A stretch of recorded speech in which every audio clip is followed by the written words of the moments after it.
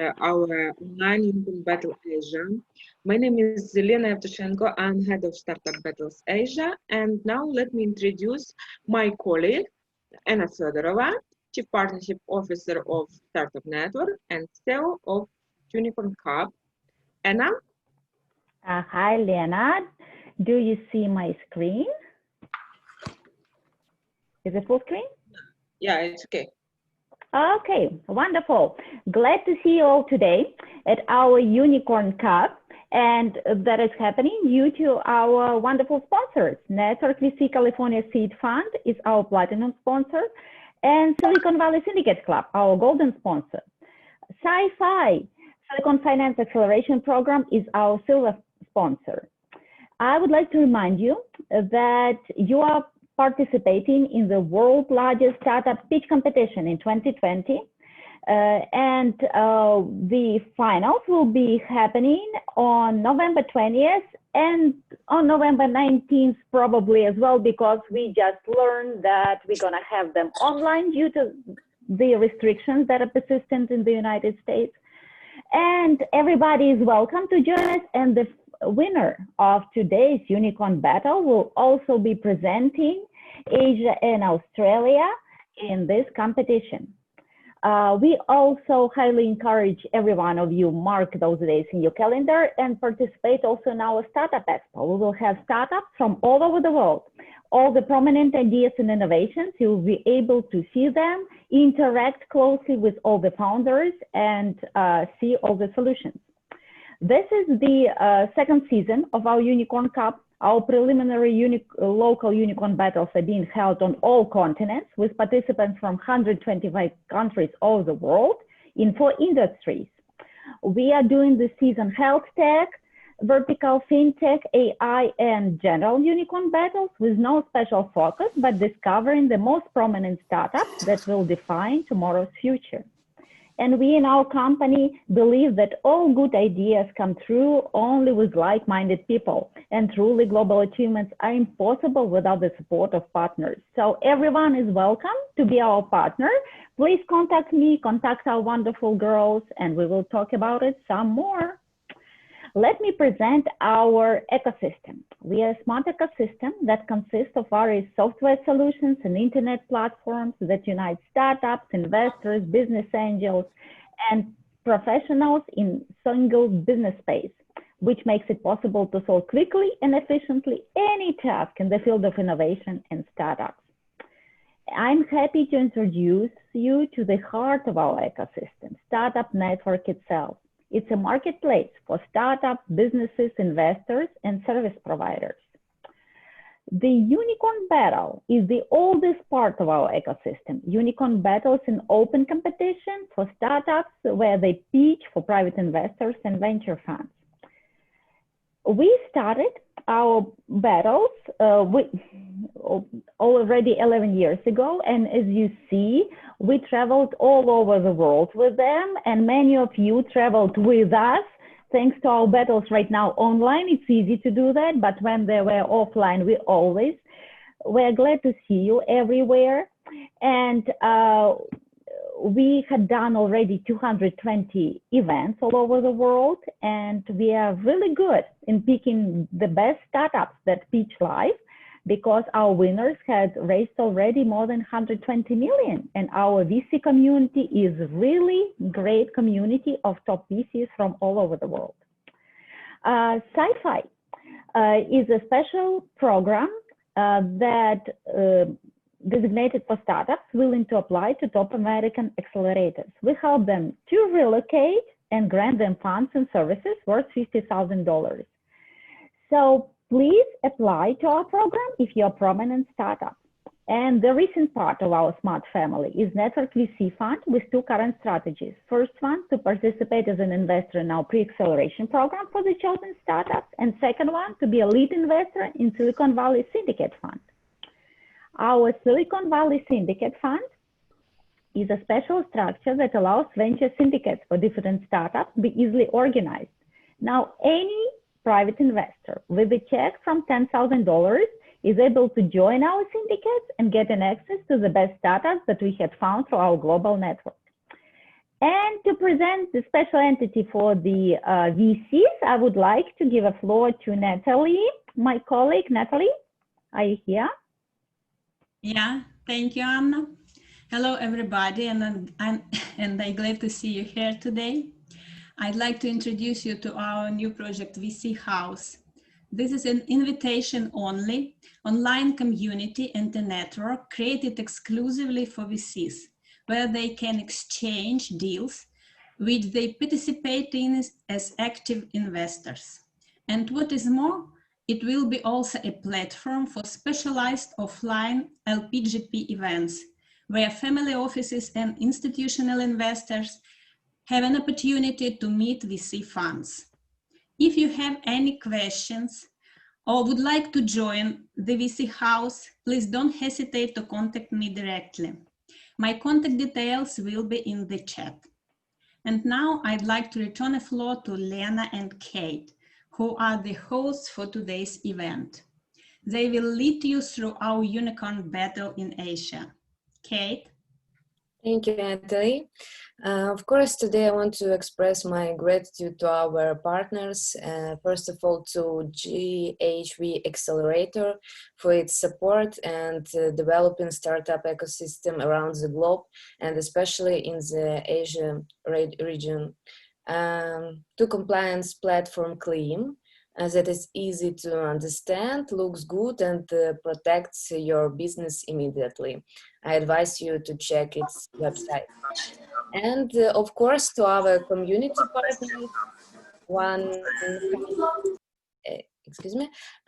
100 open startups from India and 2 Sunrise from Japan. So let's switch to our agenda.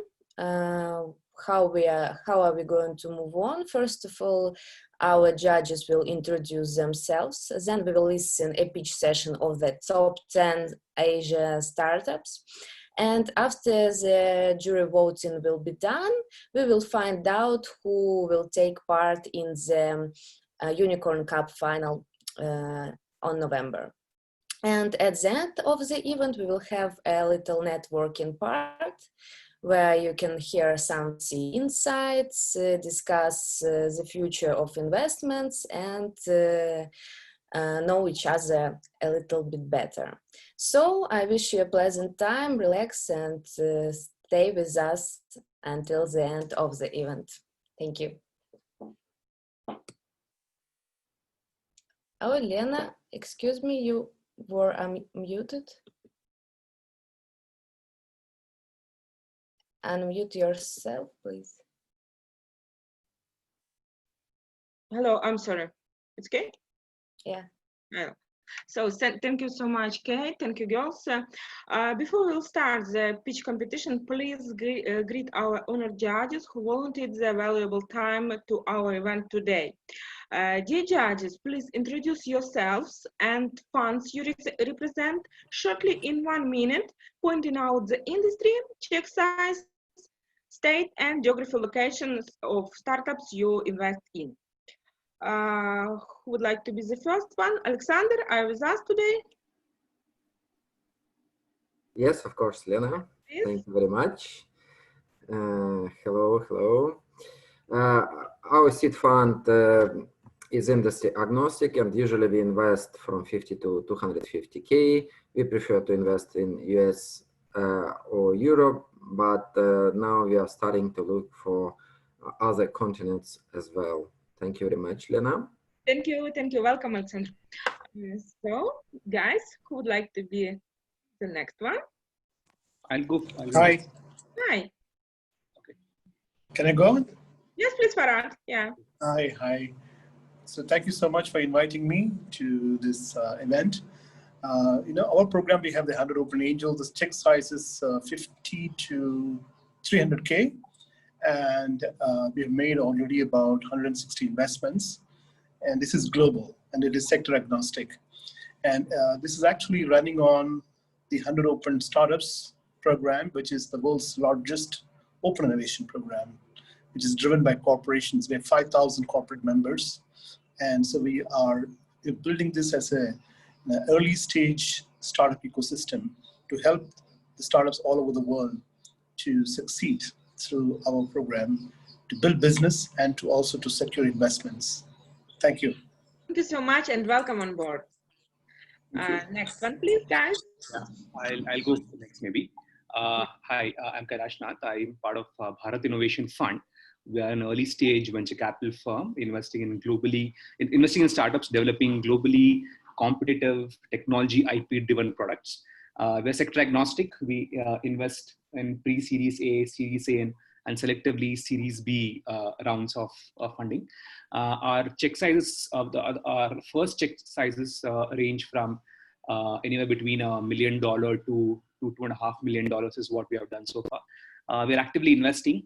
For now, our thesis is focused on companies incubated or developing in India products which are relevant for global market.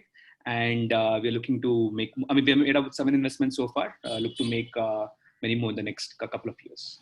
Thank you. Okay, thank you so much and welcome. I could be the next one. Yes, please, Savash. Hi everyone, good afternoon. This is my 4th time. Thanks for the invitation again. Unicorn Global Ventures is my investment company established in Canada, but mostly we are in Canada and the Middle East, especially the Turkish market. And I usually involve in selective startups with ready for first invoice, let's say. And the size of our investment is around 50,000 to 800,000 euros. And mostly I'm interested in IoT sector, telecom sector.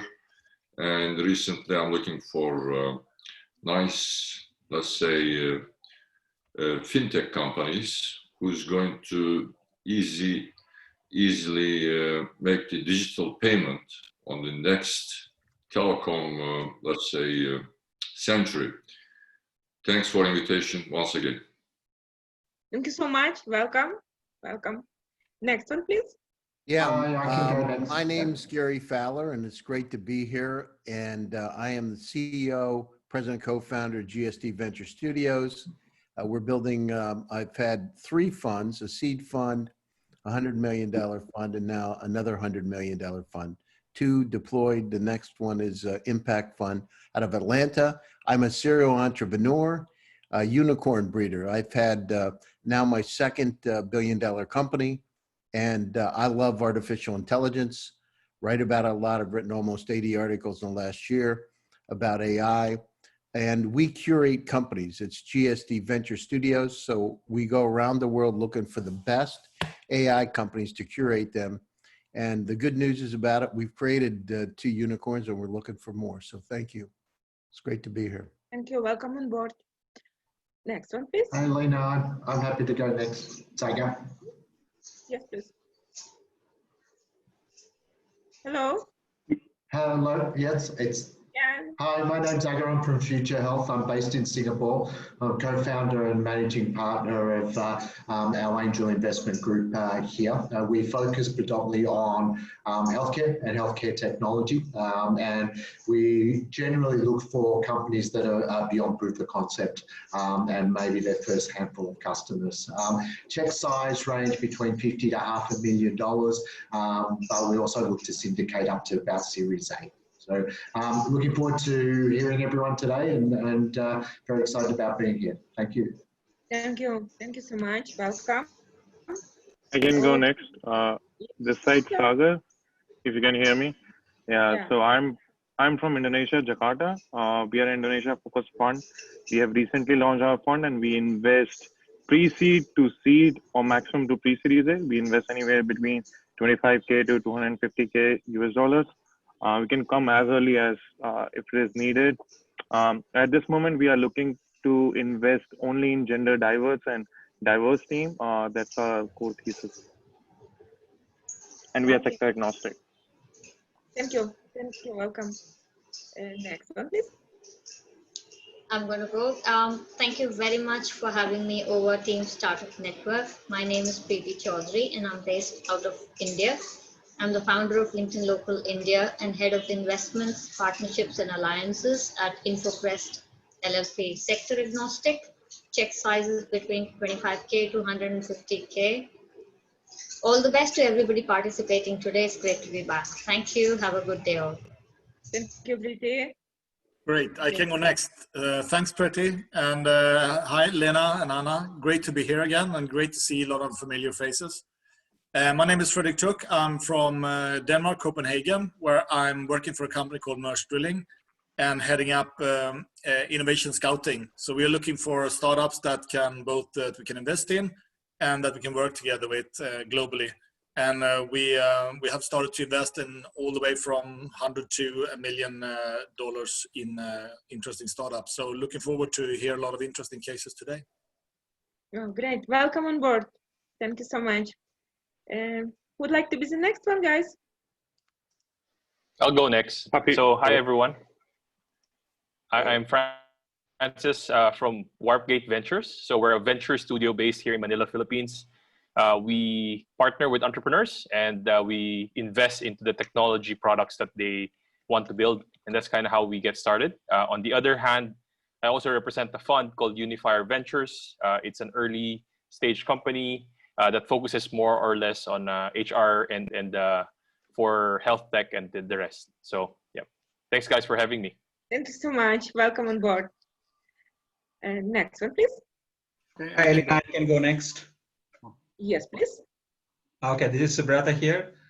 I'm based out of Bangalore, India. I'm a venture partner of R Ventures, which invests typically up to $10 million in early stage startups. In addition to investment management, I have led business operations previously. I specialize in deep tech, health tech, and enterprise SaaS. Great to be here. Looking forward. Okay, thank you so much. Welcome on board. Next one, please, guys. Okay, my name is Hendrik. I'm from Sampe Ventures. I'm based in Singapore, but we have offices in Shanghai, Hong Kong, and Singapore. And what we do is we work together with European or non-Asian startup with retail applications, and we bring them to Asia. And the usual check size is between 100,000 to 500,000 USD. Thank you. Thank you so much. Great to have you with us today. Thank you Okay, next one, please. Yeah, maybe I'll go next. So hi, everyone. My name is Dalal Qawas. It's a pleasure to be here again with you today. And I'm from Big Idea Ventures. So we're a VC with an accelerator arm. So that means that we invest in early stage startups. Our average ticket size can be anywhere between 200K to 2 million. And we focus primarily on the alternative protein space. So that's everything from your plant-based as well as your cell-based protein. So we're super excited to listen to your amazing startups and wish you all the best. Thank you so much, Dalal. Welcome. Who would like to be the next one? Yes, I please. can go next. Hi. Yes, Vikrant. Let's Hi, go. Yeah. this is Vikrant Varshney, managing partner for Succeed Innovation Fund. We've been running as Succeed Angel Network for the last 3.5 years. And very recently, we have got a license to operate as a fund as well. It's an early stage fund, $15 million, supporting early stage companies in 6 sectors: EdTech, FinTech, Health Tech, Security and RegTech, and Enterprise SaaS. And the final category is digital economy and smart cities. So if we are startup in these 6 sectors, we'll be looking forward to it. Our ticket size would be an entry level ticket of up to 400K, but I think we can go up to $1 million in successive rounds. Thank you so much, Vikrant. Great to have you with us today. Cheers. Okay. So, I'm happy to go next. I'm happy to go next. Yes, Jake. Yeah. Hi, everyone. Jake Booker here from Investable. We're an early stage technology focused venture capital firm.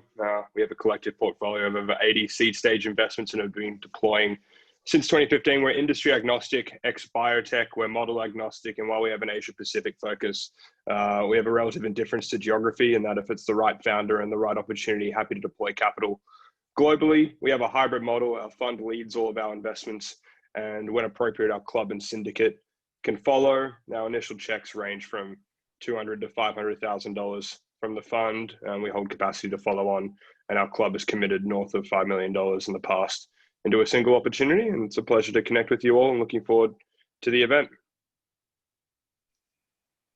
Okay, thank you so much. Welcome. Next one, please. Lena, I can follow Jake. Yes, please, Liz. Hi, I'm also a fellow Australian. Great to see you here, Jake. My name is Lisa Salud. I am the general partner of R3I Ventures. We're a deep tech cross-border venture capital fund operating between Singapore, Luxembourg, and Silicon Valley. And we are focused on smart city applications, only deep tech, and we're only coming if we're leading and building. To give you some context, we've got 2 incubators, the House of MedTech that has launched in Luxembourg, and the House of Deep Tech that will launch in March of 2021. My colleague, Peter Hlavnicker, is also here on the call with me today. We're really excited to be here. Thanks so much for the invitation, and we look forward to hearing your pitches. Thank you. Thank you, Liz. Thank you, welcome. Who would like to be the next one, guys? Yes, please. Okay. Hello. Yes, please, Steven. Hi, I'm based out of Hong Kong, and I focus on connecting investors and entrepreneurs. And I live and work in many cities around the world, including Atlanta. I heard that we have a panel who came from Atlanta, where I was with the Coca-Cola company. I'm now also a founding board director of a fintech company readying for a NASDAQ IPO. Will be the next unicorn on the landscape.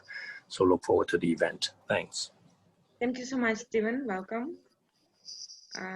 Would like to be the next one, guys? Yep, I can go next. Yes, please. Hey, everybody, my name is Alex, and I'm the co-founder of BXB Capital, based here in Singapore. We started in early 2017 with an arbitrage fund focused on the Korean American markets. From there, BXB started our venture building program by launching the world's first Korean won-backed stablecoin, which was acquired by Binance last year. After that, we helped Binance launch Binance.kr for specifically fiat gateways that cover the Korean markets. And we basically just are highly limited on the projects and the teams that we work with. And we like to focus on the Korean or Singapore markets. And we have a domain specialty around stablecoins or fiat channels in crypto. Thank you so much. Welcome. Welcome. Next one, please. Oh, so can I go for the next?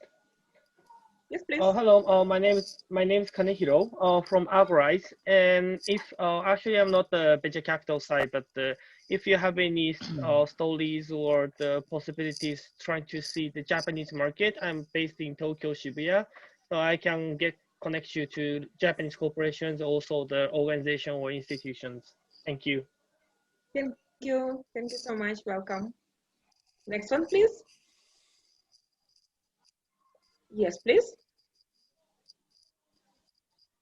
Who would like to be the next one? Okay, so let's continue. Dear judges, thank you so much for your introductions. And before we will start the hottest part of our event today, Startup Pitch Competition, let me explain you how you can vote today. So, dear judges, to start voting, you have just to click the link you have got on email, and at this link will be redirect you to our event page. After this, you have to scroll down the page and to the startup session, and after this you will see the logos of our today's participants and marks. So you have to put marks depending on investment potential from 1 to 5, where 5 is highest mark and 1 is the lowest. You have just put mark without any confirmation button.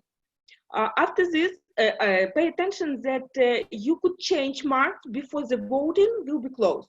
If you will have any help, if you will need any help, you can let us know in our chat. Our Julia can support you.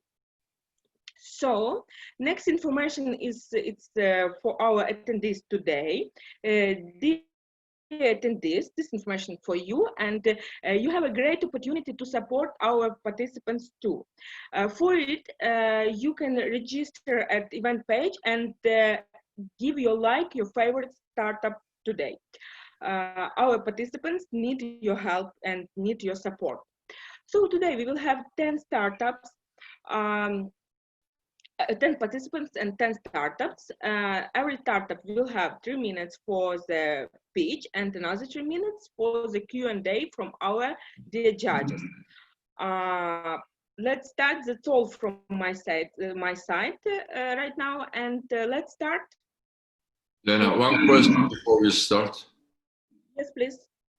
When I checked before the event, there is in the website on the voting side, I saw a couple of startups that I cannot go and analyze because the site has a problem. DigiQ, Purple Tutor, Valinor Earth, and Do Your Thing.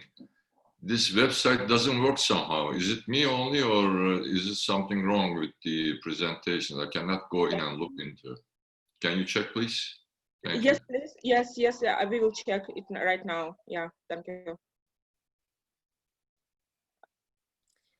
Okay, so let's start. I think the first one will be Lincoln with the startup film plays.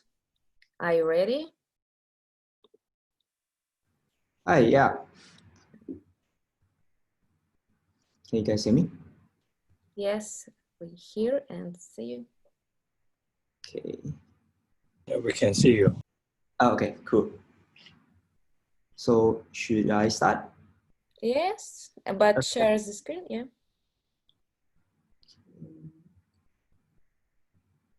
There you go.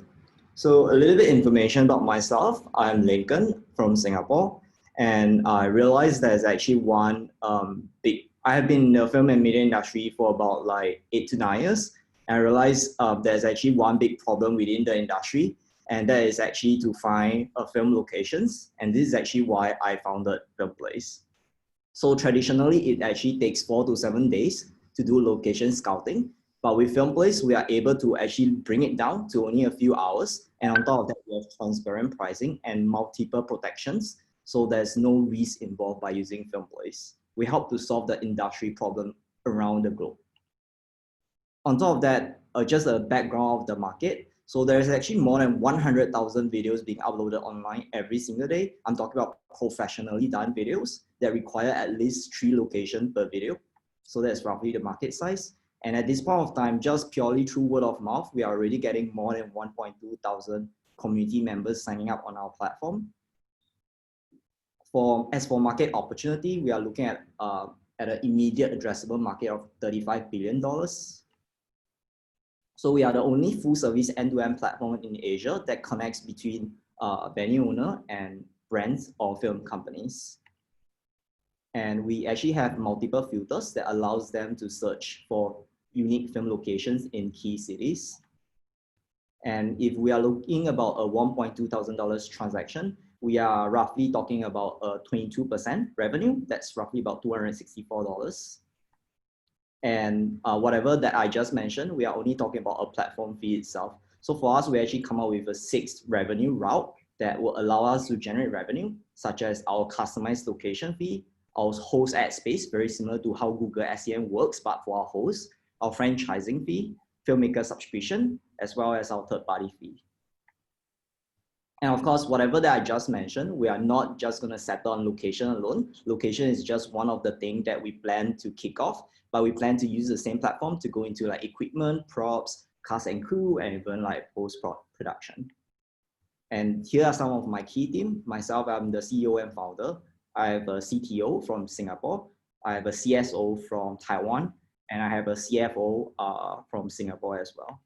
And we do have a key lead advisor, Ashley Chu. She's also previously worked with 1982. I think there's a 1982 venture here with us as well.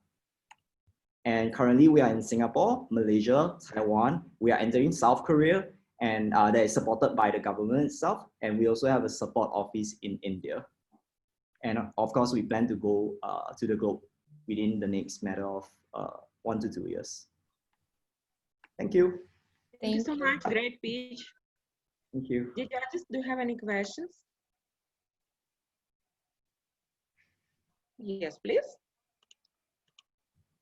Can you please tell us about your traction in more details? How many customers? What do they pay? So in average, people who uses our platform, in average, the amount we are looking at is about $750 per booking. But of course, we are really growing the number of listing at our current stage. Is that what you're asking for? Are you cash flow positive? No, we are still in the cash burning stage. We are at the initial phase. When will you become positive? We are looking at becoming profitable within the next 1 to 2 years. What is your revenue for today? To date, we are looking at roughly about 5 to 7K every month on a monthly basis. But in terms of our growth, we are looking at 20 to 30% growth every quarter.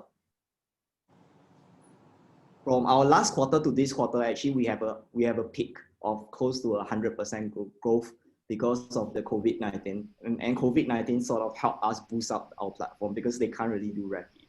So everyone is coming to use FilmPlace. Tell about your competitors, please. Yeah, if you're talking about Asia, we are actually, in fact, the only platform that we don't have a direct competitors. If you are talking about indirect competitors, then yes, we do have like those event site, but they are not our direct competitors because event site, generally all the venues they have are commercials venue. They don't have like residential venue and things like that. So what about your burn rate? So when you mentioned about your revenue, so what's your current burn rate per month basis? Currently, how much you're burning and how much you're raising and how much it's gonna give you the runway? Okay, right now our current burn rate is roughly about 20,000 a month. In terms of our runway, we are actually looking, sorry, you are talking about how much we are looking to raise? Yes, so your burn rate is around 20K, your revenue is around 7K, 13K extra you're every month burning. So how much you are planning to raise right now? Yeah, we are planning to raise 550K, but at this current stage, we do have more or less confirmed lead investor coming on board at half of that value, which is 275K. So we are just left with the final cost before we ink the agreement. Got it, got it, got it. And how many months of runway you will get with this 550K? We estimate between 18 to 24 months. Got it, got it. Is this business, it's scalable in other countries?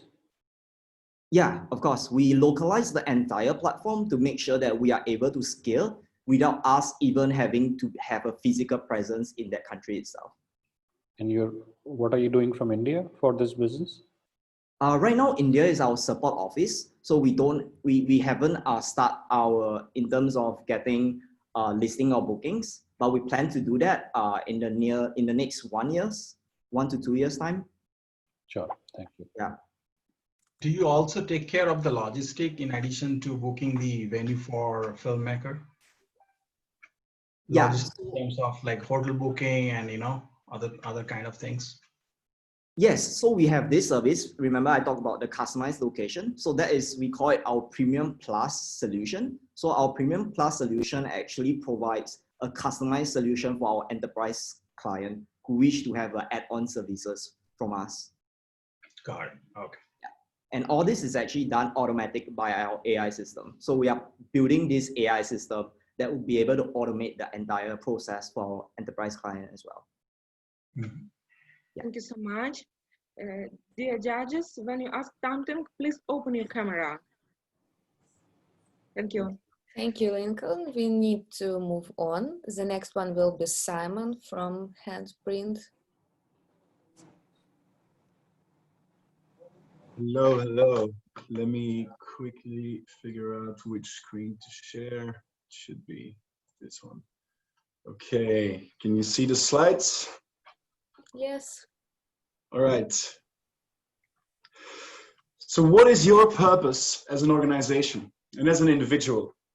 Our purpose is to build an equitable and restorative economy with clean air, clean water, and clean land for everyone. And the time is now. Recent evidence shows that over 70% of consumers think that the importance of reducing the environmental footprint has been growing because of COVID.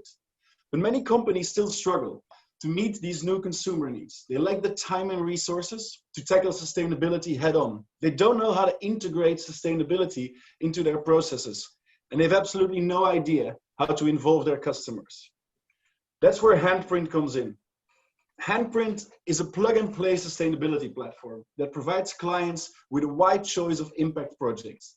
We integrate this impact into the client sales processes so that the client's customers instantly see the positive impact the company is having. And we empower those customers to contribute as well. This makes sustainability simple, impactful, and interactive. Our clients work with us for 3 reasons. They know that supporting good causes that align with their values and their own purpose can boost their reputation. They understand that embedding positive impacts directly into sales personalizes the good they're doing. It strengthens the connection between them and the customer, and it also reduces the risk of overspending on sustainability. And they trust our technology because it makes the entire process of finding and financing impact partners, as well as measuring the effects of financial contributions, highly transparent. Consumers can keep track of the positive impact they have on our consumer app. They get to feel good about themselves, and yes, potentially brag a little bit on social media. We deliver these benefits flexibly across sales channels. Our Shopify and WooCommerce widget displays the positive impact of brands that sell products through e-commerce, giving us access to 2.5 million potential clients. Clients can, for instance, dedicate 1% of revenue to reforestation and see their trees grow over time. Our APIs can be embedded seamlessly into existing apps like Grab or Salad Stop in Singapore, so that customers can become carbon neutral riders or carbon neutral eaters. And we can take it offline as well, as we do with Starboard, the official surfing partner of the 2024 Olympics. They plant 10 trees for every surfboard they sell, and consumers can scan the QR codes, claim the trees, and start growing their own handprint. Our team is strong. Our CEO turned his previous company around after a successful management buyout. Our CTO has had 2 successful exits and currently also another tech company. And Ryan and myself, we started 3 years ago a non-profit to support reforestation that last year was voted best climate startup in the world by the Climate Policy Initiative. If you're interested in finding out more, I'm here to have a chat.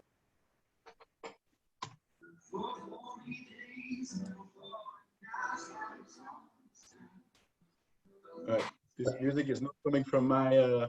Can you maybe explain a little bit more how does it work? For example, I'm the client. So the simplest way of explaining how it works is we have a SaaS platform that on which we curate a variety of impact projects. Our clients, for instance, e-commerce platforms, are coming to are subscribing to the SaaS platform and can then integrate this positive impact. So you can think about a widget that appears when you do a checkout process. So somebody is buying a t-shirt online and the client says, thanks for your purchase. 1% of this purchase is being dedicated to reforestation. We monitor and measure the entire project using satellites and like blockchain technology.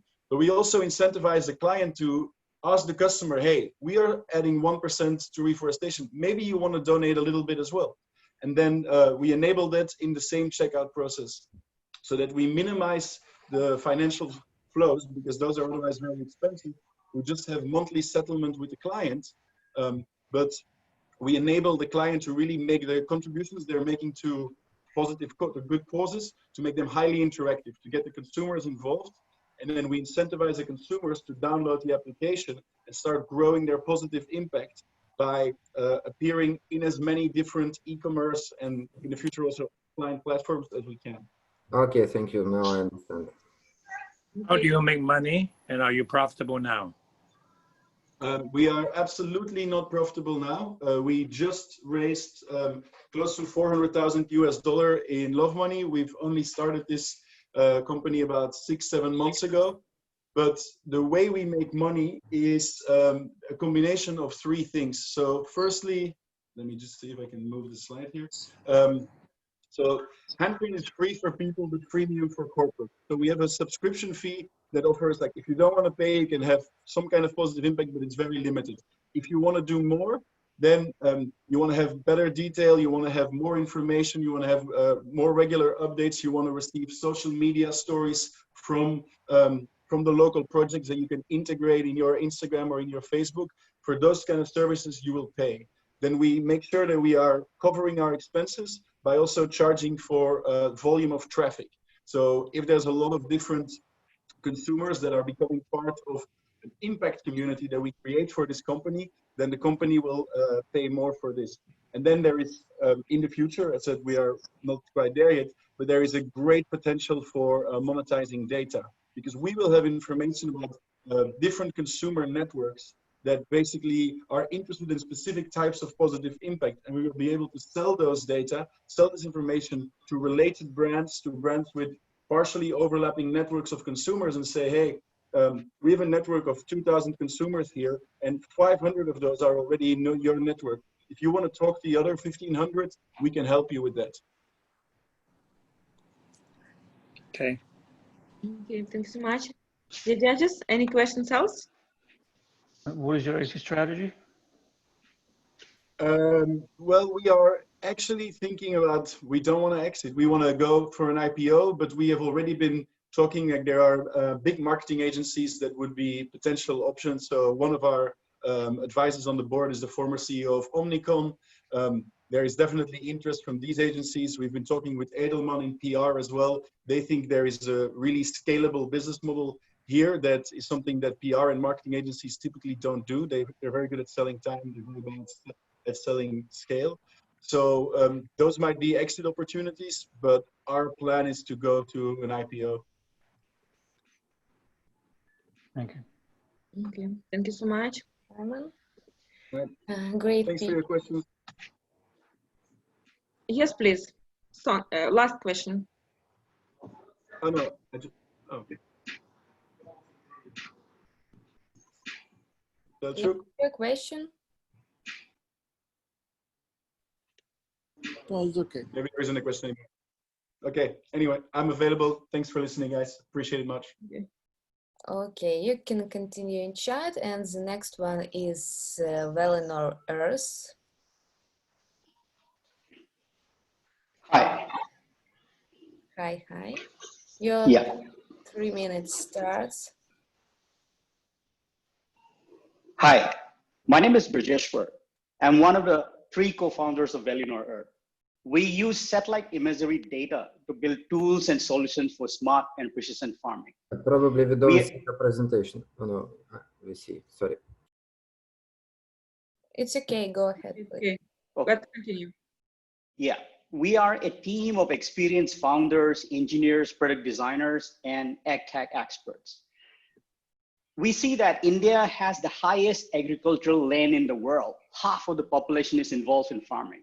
However, Indian agriculture contributes less than 20% to the national GDP, and the farming productivity is less than 1/3 of countries such as Brazil, USA, China, Japan, etc.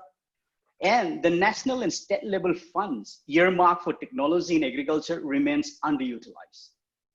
Fortunately, India's agriculture is a $260 billion market, growing at a compounding annual growth rate of more than 12%. So one of the best ways to attack such a massive problem and cover a large area with speed is from the sky, a satellite solution. So we started by working with private and contract farmers and companies by sending them reports and analysis about their farmland. Our reports include the growth of the crop, the stress of the crops, and water availability in and around the farm. We have a working prototype. Farmers are already looking at it. But the best part is not just how you look at it from a satellite. Some of the farmers are not even interested. We send them weekly reports in a readable and printable format in a PDF. They get it in their email, they like it. And that's how they give us feedback and we improve our own product. We have over about 7 large farmers as our customers right now. And we cover, in the whole of that, we cover over 1,000 acres of farmland in India. We are also partnering with the states of Manipur and Orissa in the eastern part of India. Currently, we are starting with an immediately addressable market of India's precision farming and farm management market, which is roughly packed at around 3.4 billion. Onwards, once we grow, we will be attacking the other APAC region and the whole of global region. Thank you. Thank you so much. Thank you, great pitch. So let's start Q&A session. Dear judges. Valinor, it's Lisa. I do a lot of work in crop intelligence, and one of the biggest challenges is the farmer's willingness to pay. I get the insurance model as being a driver for the farmers, having to pay. But would you anticipate that you're going to be focused on larger scale farming plantations as opposed to small scale farmlands? We started with large scale farming because they're easier to work with, they're more educated, they can give us feedback very, very regularly. So the amount of aggressive growth that we can do by working with them is very easy. That's why we started in early beginning. However, our eventual goal is to be a B2B2C. So we will be focusing on working with the government, the universities, and they already have funds earmarked for the farmers. So you go and talk to the farmers, but the payment is done by the government and the money is already there. You need to be able to just plug in. That's how we want to. That's our GTM model. Okay. Yeah, thanks so much. Any questions else, guys? Are you already revenue making as of now?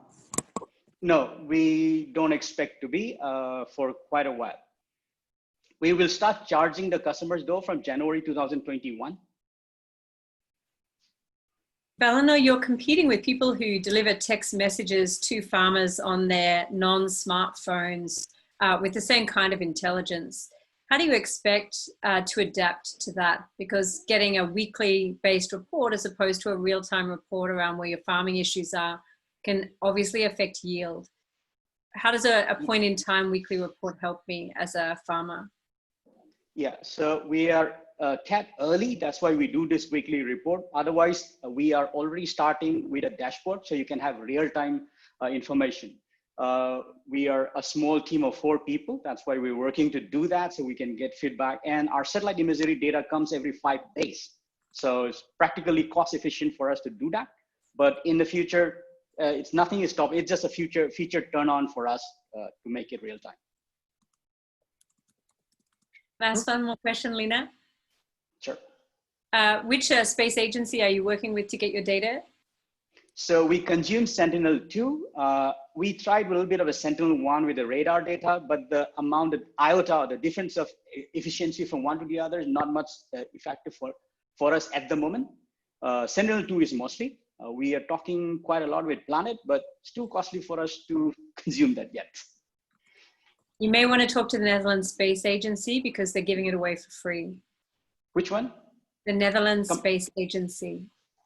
I will definitely do it. Your notes. Okay, all right. I will email you later on.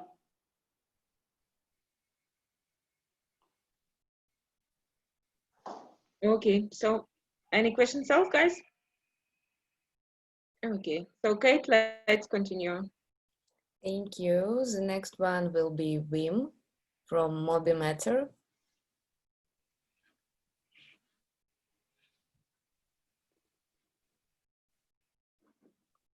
Tell us something, please, to check your microphone. We don't hear you. Yes, can you hear me now? Yes. Yes, perfect.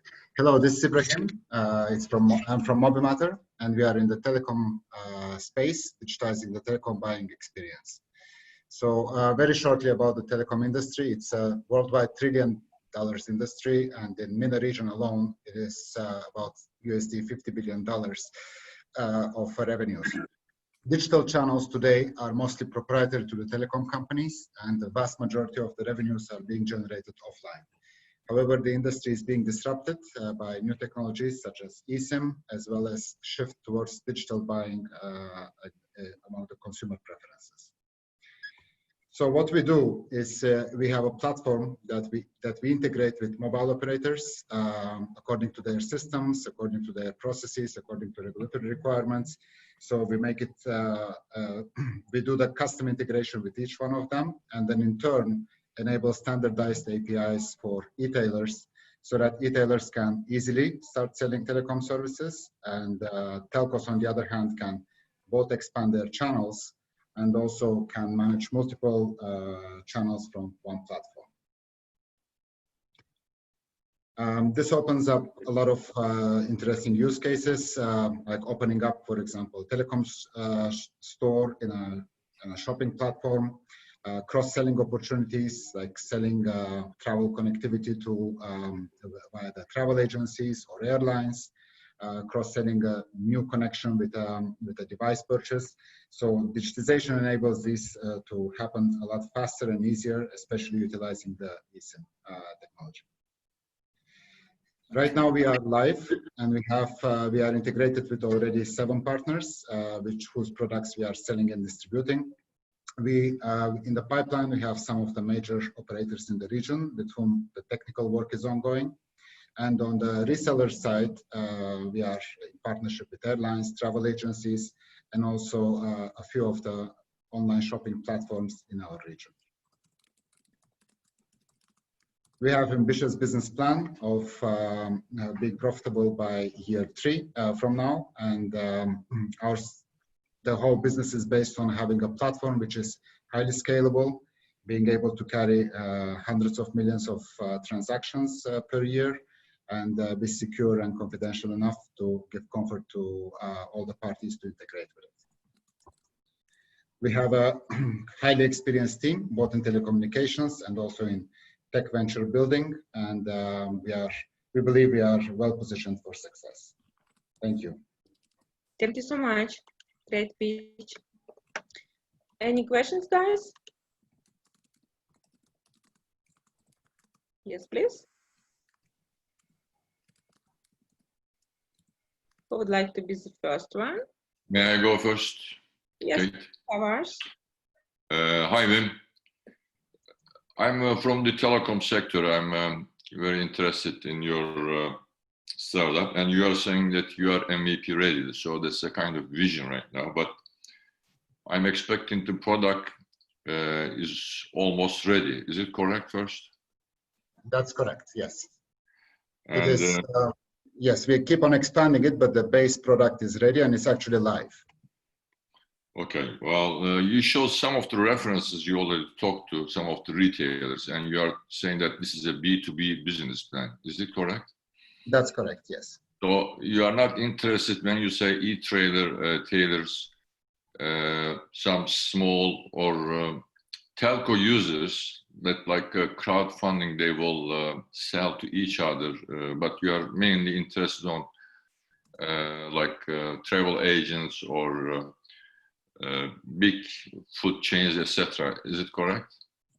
That is correct from technical perspective. Although for we also have a merchant merchant model as well, where smaller companies who do not necessarily have technical capabilities, we have a specific web portal for them. So same thing they can do. It's registration to it is for free, and you know, that particularly for now is, let's say, small travel agencies that are mostly offline. But yes, that segment can also be addressed, although this is not a priority because of the volumes. Okay. When did you start the this entrepreneurship? I mean, sorry, a year ago. A year ago. I saw one of the founders are Ismail Akıncı. Ibrahim Akıncı. Yeah. Ibrahim Akıncı. Actually, it is me. Wim is not here today, so. Okay. I'm Ibrahim. All right.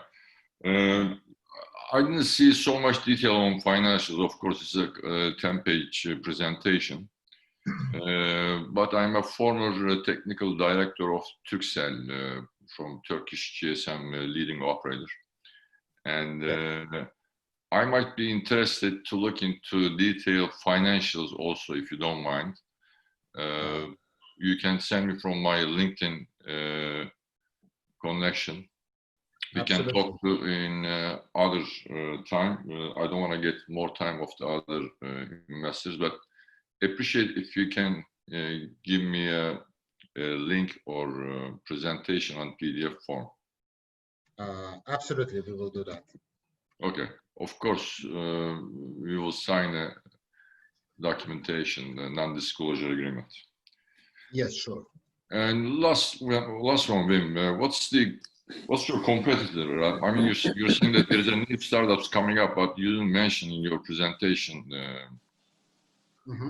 The competition. So far, we are not seeing people exactly doing what we want to do. At least not in our region. We didn't come across concept. But in your startup network presentation that you put, you said, well, there's some startups coming up, etc., but you didn't mention any names. Yes, there is in certain areas, let's say on the travel connectivity, there are several players that are emerging in that regard. But for the core business B2B platform that is connecting the actual telecom operators with the main e-tailers, we have not come across any competition right now, although it might very well exist. Okay, but you didn't have any connection or communication with Turkcell yet. Is it correct? Not yet. So yes, we would love to, but not yet. We are right now trying to expand in the Middle region, Middle East region first, with leveraging the connections that we have as founders of the company. All right. Thank you. Thank you. Thank you. Okay, thank you very much, Wim. Let's go next. DQC. I'm sorry if I made a mistake in the pronunciation. It's DGQC. Okay. Can you see the first slide? Yeah, let's start. All right. This is Sumant Castro, CEO and founder of Specified Technologies Private Limited. We believe making small steps progressively towards precision will eventually make us reach the elusive perfection. Our big, hairy, audacious goal, or our massive transformative purpose, is to save billions annually by reducing rework and waste. And we are going to do that by doing things right the first time.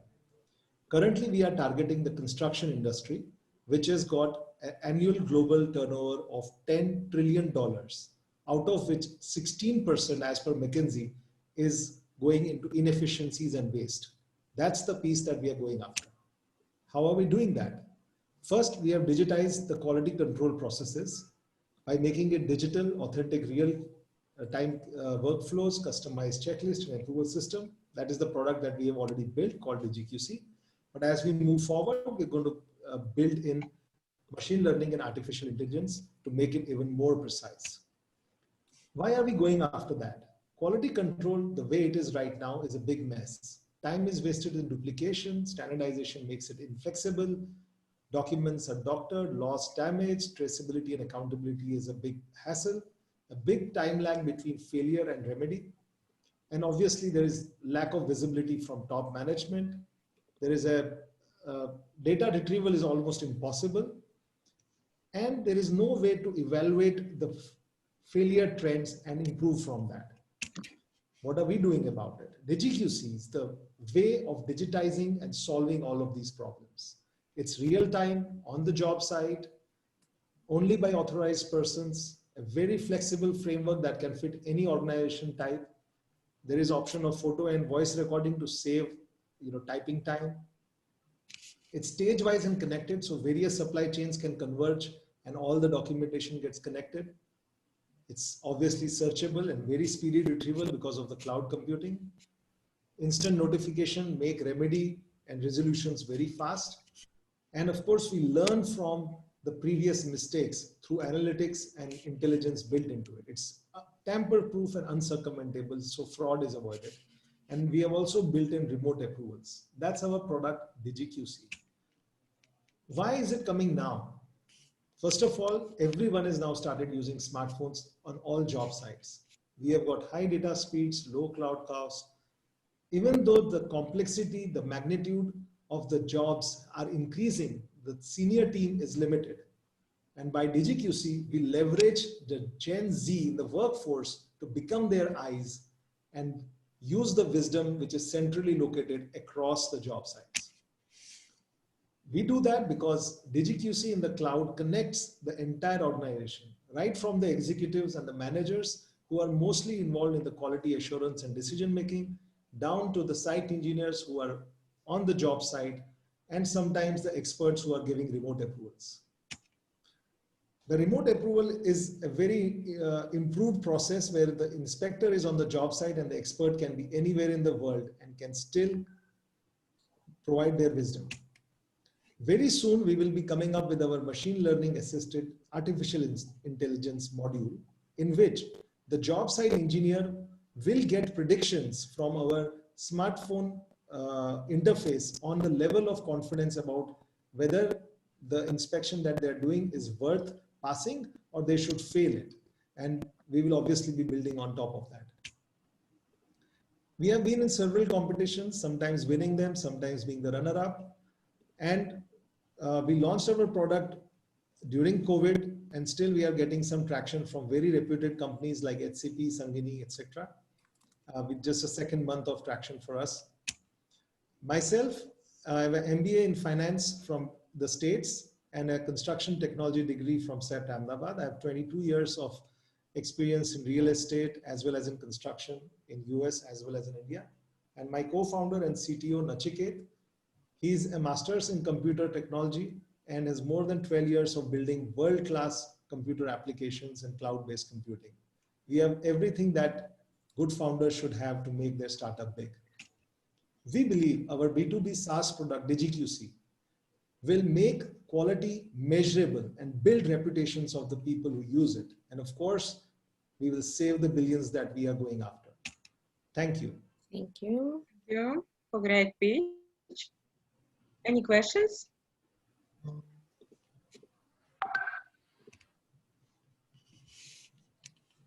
Yes, please.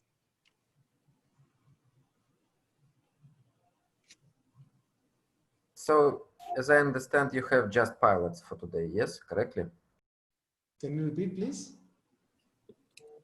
As I understood, today you have just pilots, yeah, not real clients yet.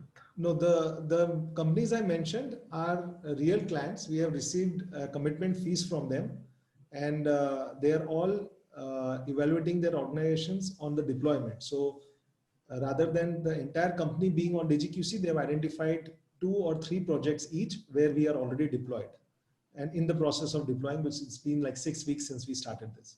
6 weeks since we started deploying. And we believe all of them would want to use it across their organizations.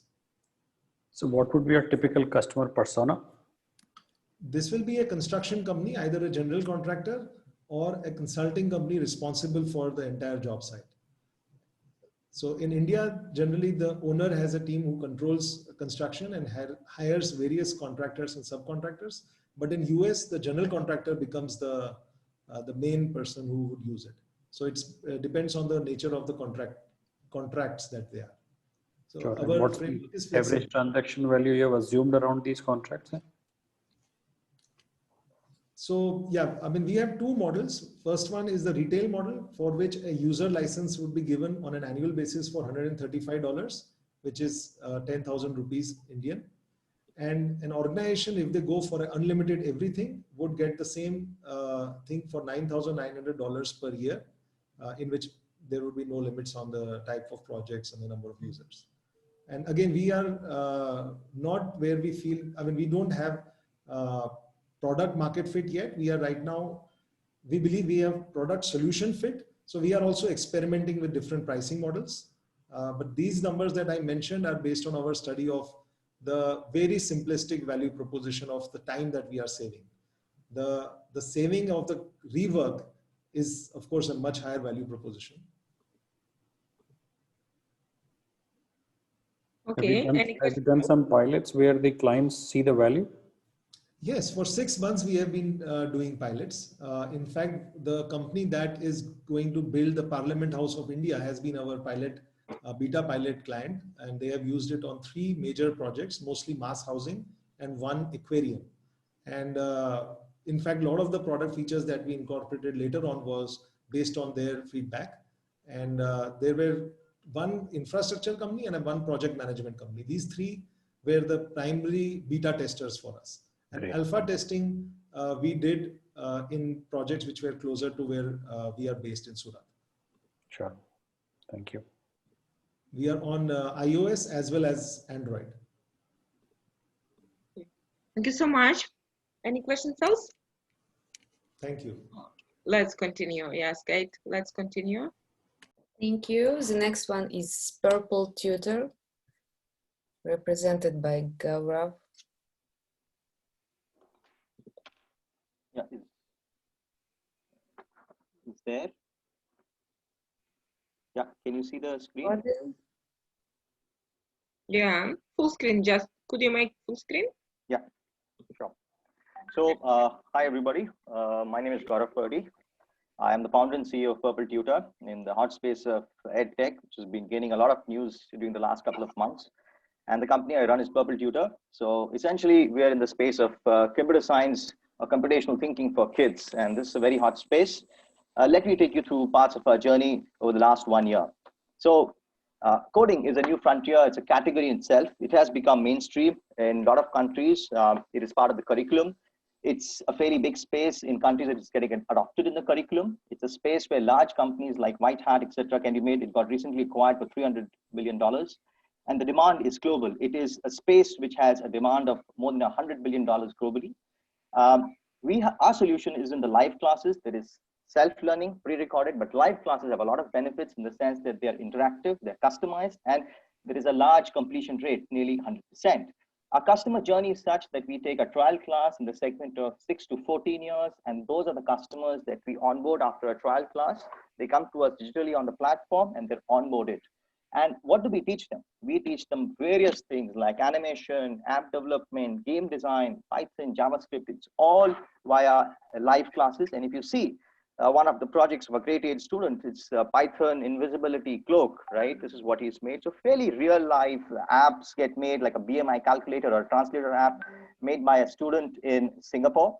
Fairly real life stuff through our fairly highly educated, well selected teachers and a fairly strong curriculum that we have made. We get these students, and we are bootstrapped but growing very fast. These are our revenue numbers. We have been building revenue from day one. We're present in 20 countries, and our revenue run rate has been growing by 50 to 70% a month. We're already at an annual run rate of more than $250,000. As you can see, it's growing pretty steadily and fast. We have an astounding NPS score of 74. Anything above 50 is great. Above 70 is world class.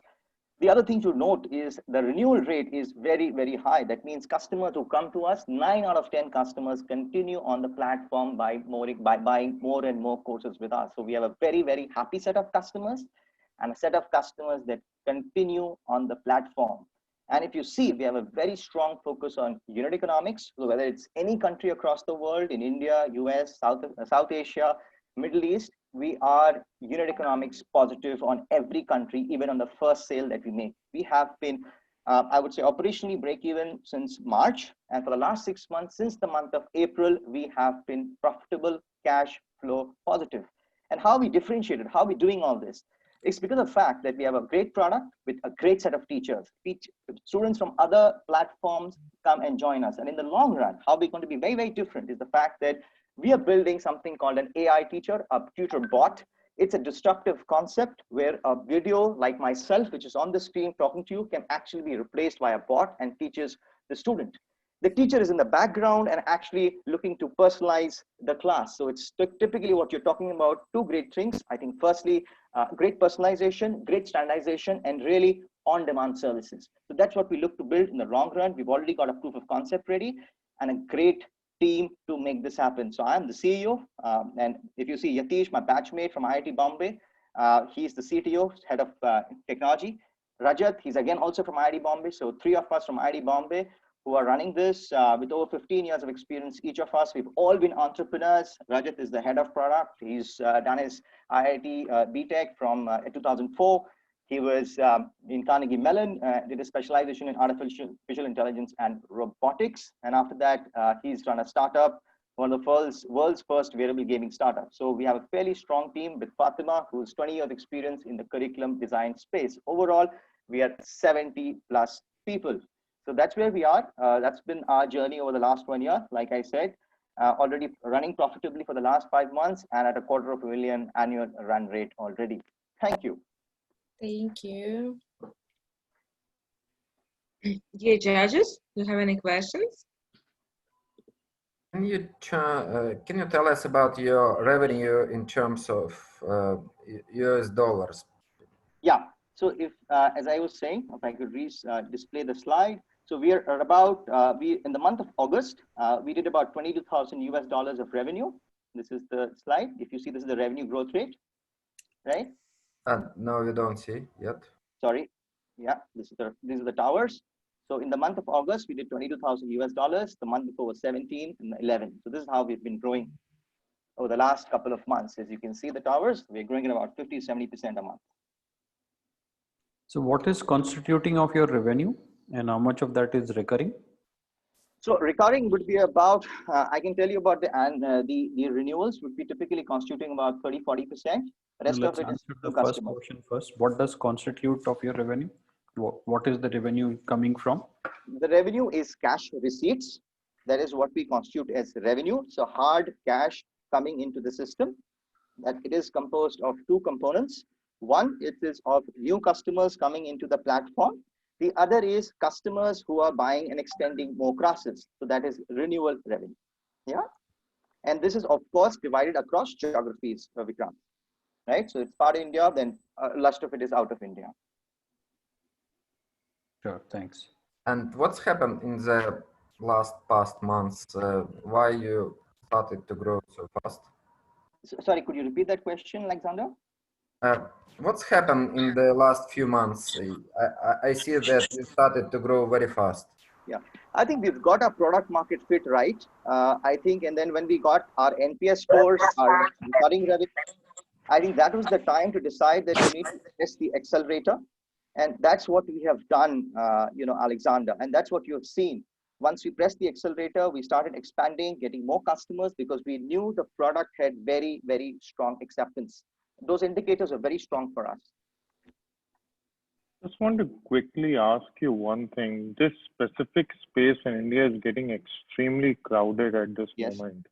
Yep. How are you going to differentiate yourself? Not just White Hat Junior, but Vedantu coming up with its coding classes, and there's so many new companies coming in. How are you going to differentiate among the target audience as well as long-term longevity also now? Right. Good question, Sagar. I think one is the fact that I think White Hat set the market. I want to be very clear about that. A lot of players are coming in because of the excitement that has been created.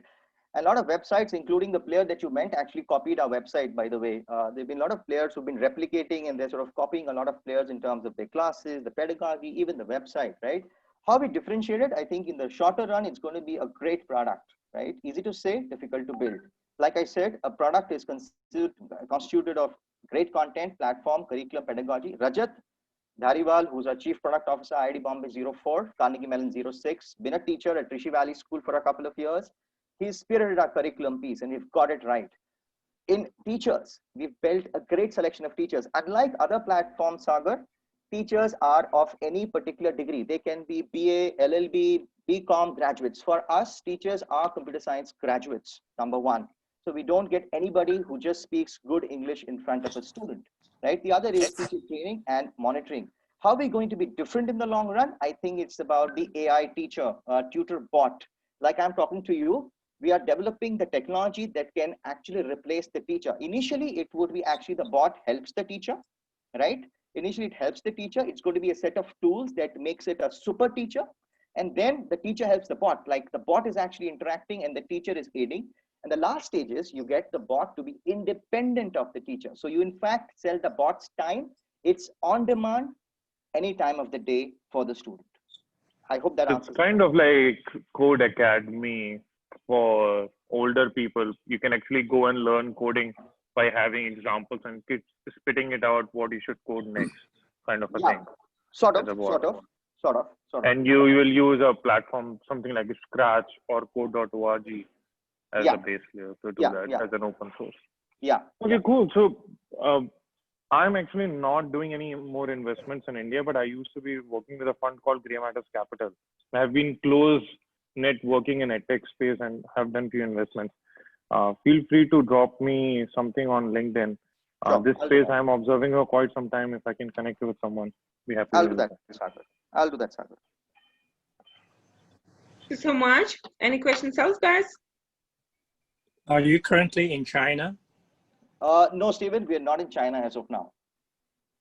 Any plans? We could look at it right now. I think there's a bit of a language barrier over there. So I think we'll have to adapt the technology to make sure language friendly. So I think that would be the next stage for us. That would open up a lot of other countries, including China. Yes. But I thought coding, it's a universal language. Yes, it is. But I think the instruction, you need teachers here, and that's the way we've made it. So, you know, coding is a universal language, but the platform, everything right now is in English, and the teachers are English speaking. That's the limitation that we have right now. There's a very successful online called VIP Kid, is all English in China. Yeah. Yes. I'm Anyway, well yeah, we can connect offline. Sure, Stephen. I'll make a note of it. Thank you very much. Any plan for coding for adult students, like college students? I think right now, Subrata, that space is a bit crowded at this point of time. It could be an extension later on, because I think the way we believe it is increasing market size happens because of three reasons. One is increasing the segment, so segment expansion, geography expansion, or subject expansion. I think for us, subject is clear right now. We'd want to be in this space. I think the segment would be the first thing that we look at. So yes, but I think we'll have to clearly evaluate if the segment is not very crowded for us. Thank you so much. Dear judges, don't forget, please, to vote for our startups today. It's very important. And don't forget to open your camera when you ask something. Thank you so much. Thank you. And the next one will be Sugar. Are you with us? Yes, can you hear me? Yes. Okay, perfect. Let me know when you can see, so I'll begin. Hello? Hi. Okay. Yeah. Hi. So my name is Farhan. I'm one of the co-founders and CEO. We identified a market gap here, and we are here with Sugar. So we're basically a one-stop platform, which is an app and website based out of Dubai, UAE, that caters to all delivery needs, from desserts like cakes, chocolates, brownies, to flowers, gifts, and balloons for all celebrations, solving, gift giving, event planning, and for those who have a sweet tooth and just want desserts. Now, we expect to take the celebrations industry to the next level because it's untapped from the tech perspective, and hence we call ourselves celebrations or party tech. Now, if you see, we have two kinds of people. We have the users and the vendors. In terms of users, they're looking for convenience. They want one place to order cakes, balloons, gifts from their home and just have everything delivered to them. They don't want to go to the high delivery fees of incurring from one vendor or multiple vendors. And also they want choice. They want to be able to search for the best product ratings, prices, categories, and even the best chocolate cake in town. Now, on the other hand, we have vendors such as bakers, for example. They can't be on food delivery apps because they require customizations. They have different preparation times, and they can't deliver through motorbikes. So there's transport suitability issues. And then there's no place where they can get their name out there. Now, convenience awareness occasion is the name of the game. And a market size adoption is here, which is about 12.9 F&B delivery. But more than food and beverage delivery, I think it's important to look at the celebrations industry as well, because there's two kinds of celebrations that happen. One is personal celebrations like birthdays, anniversaries, etc. And on the other hand, you have other kinds of celebrations such as Eid, Diwali, Christmas. And in UAE, we have all of them because it's a very multicultural society here. Now, the opportunity becomes a no online celebration store out there. So the journey started with cakes because we realized only 20% of a baker's items can be on food delivery platforms. So 80% of them cannot. So we decided to open a market for them. But because of demand, we started, people asked for balloons. Can we have flowers? Can we have gifts? So started adding other vendors and eventually switched from bakery to celebrations tech. So to sum it up, sweets plus party flavors plus flowers plus gifts equals sugar. We have offers, ready-made combos. We have ability to search by category, vendor, specific keywords, add-ons like balloons at checkout, order status updates, ability to customize everything, as well as API, Google Maps, payment integration, etc. as well. So from cake, gift, and party store, we're also looking to go into eventually in the future another sort of celebrations, which is events, because we feel that there's no streamlined platform which can help you choose a venue, add decor, add entertainment. But of course, we've put it on hold for now because of COVID. There's no gatherings happening, but that's somewhere we want to be as well in the future. The brand personality is one of our differentiators. It's fun because that's the kind of industry we're in. So we have to be that way. And we have also novelty things like we have a sugar man who goes and delivers to you if you choose that option, and in a fun vehicle as well. So the revenue model is basically make commission from vendors, markup on party items. We have delivery fees per transaction. We have ads, marketing ads that vendors would want to place in order to get more traction. Our achievements are we have a user base of over 5,000 people. We've in just 1 year, we've achieved a revenue of $55,000 to $60,000. We've signed 40 vendors from the 5 of the top 10 bakeries here, the biggest party shop and the biggest gift shops. And now we have the largest cake collection in all of UAE. And from Dubai, we've expanded to Sharjah, Abu Dhabi, and all the 7 Emirates here. Now, our indirect competition is food apps, and on the other side, you have gift sellers. We are sort of a hybrid because food apps can't cater to what we're doing, and gift sellers are only selling their own gifts. We are sort of a platform for the celebration side of things. Now, these are some of the competitive advantages we have. It's our brand, our technology, our product focus, the ability to personalize it. Thank you, We have bootstrapped so far. Time is over. I'm sorry. Yep. Let's continue. No worries. So let's start Q&A session, dear judges. Yes, please. What makes you different than other full stack e-commerce sites like Amazon or others in each region? How do you compete better than those guys? Alex, open your camera, please. Okay. Well, it's basically because they're not catered towards celebrations. If you're ordering from Amazon, first of all, it'll come within 7 days or 8 days. Birthdays are 1 week from now, 2 days from now, and you want everything delivered at one time. So if you're surprising somebody, you want cake from one vendor, balloons from another vendor, party items from another vendor. So we kind of bring the whole experience. Plus, we're not just e-commerce. We've introduced like free tools like free e-cards. We've introduced Sugar for Work for corporate segments. We have several things that we've branched off to just cater to that celebrations industry, including DIY, e-invites, wish lists, party planning checklists. These are all free features that people can use. And obviously e-commerce is how we make money, but we give these free features to users so that they have all the tools to plan parties. So it definitely makes sense in terms of delivering everything together. That's a great focus on the customer, but then how do you get over the unit economics? Especially if you're going to be pulling all of this from all sorts of different vendors, how do you overcome that hurdle in terms of the cost model? So we've done both. We first in-housed our delivery, and then during the time of COVID, we completely outsourced it.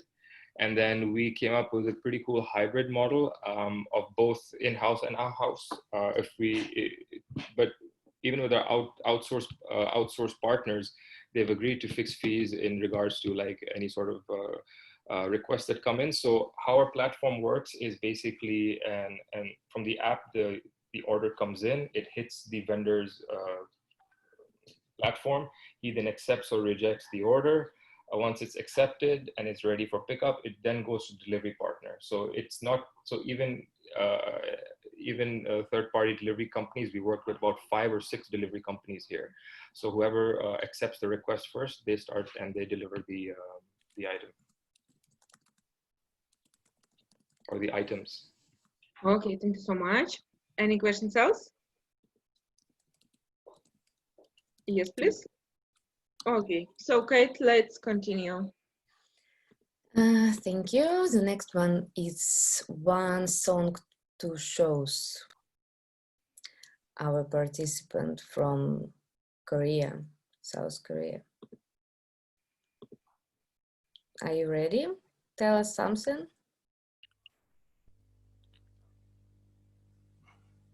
Hi, is it me? Yeah. Yeah, actually we're from Dubai. Oh, I'm sorry. Yes, I thought someone was. Yeah, Actually, please let me know when you see my screen. now we'll be pitching Faisal from United Arab Emirates Yes. with startup Robo Ads. Yes. So hi everybody. Can you see my screen? Should I go ahead? Yeah. Yeah. Okay. My name is Faisal El Shama. I'm the founder and CEO of RoboAds. We're a Delaware Corp, but our team is based in Dubai. So I'll start off by introducing Kate. Kate, she works as a customer service at the mall in the neighboring city. And due to the traveling restrictions and lockdowns, she was no longer able to go to work. Now, this is the case of millions of people, specifically who work in the customer service sector, who are not able to work from home since they have to work with, like they have to be in physical contact.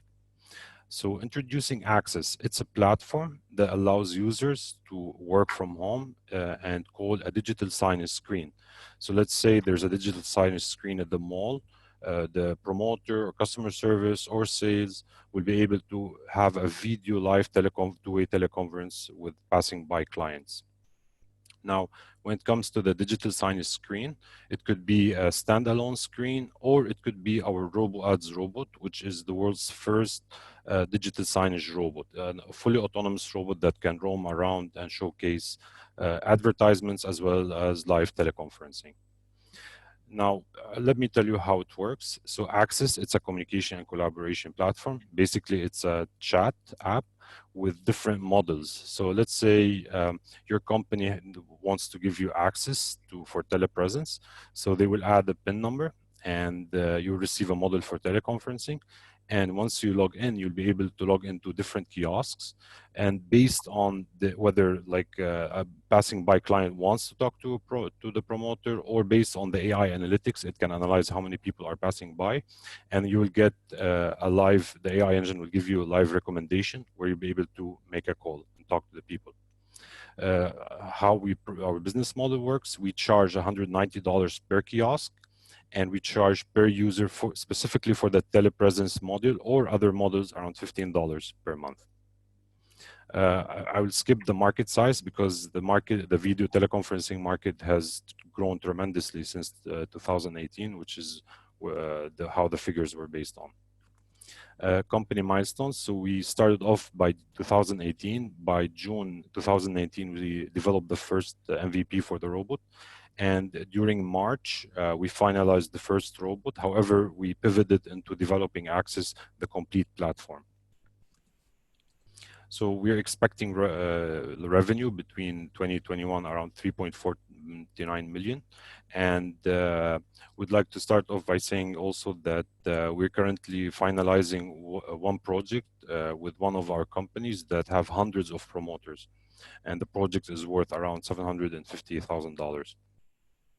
What's our secret sauce? Basically, we are leading the digital signage telepresence. Also, Access has been developed fully in-house, and we have the world's first robot of its kind, and our team of experts. Today, everything has been bootstrapped so far, and we're looking forward for this round of first round of fundraising in order to fund purchase orders as well as to grow our company. Our team is a mix of experts in digital signage, AI, robotics, and different platforms. Thank you for your listening to us today, and if you have any questions. Thank you for great pitch. So let's start Q&A. Hi, Faisal. Hi, how are you? Thank you. Almost 300 USD or 1500 dinar kiosk charge, and you're saying that also $190 per screen monthly. And Correct. you're also mentioning $5 per user monthly. This per It's user $15. is, So the way it works, let's say you're a company and you want to deploy a kiosk. So we charge monthly $190, which would offer 8 hours per day of video teleconferencing. And for every promoter or user, we charge $15 a month. okay. In your financials, this is a subscription-based business plan. Is there any Correct. advertisement revenues you are forecasting? Except for the hardware, of course, we sell or rent. Okay, thank you. Any questions else? Yes, please. If nobody has a question, I think we could move on. Thank you, Faisal, for great speech. And sorry again for my mistake with No your problem. order. And our ninth participant from Korea, one song, two shows. Are you ready?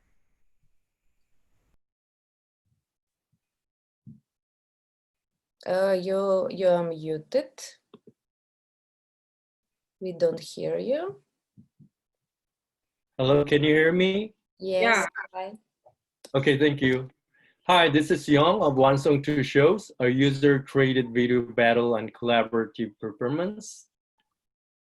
Young generation has been enjoying hip-hop culture in daily life. Please and call share out, your screen. Share your screen. excuse me? Share your pitch deck. Sorry. God.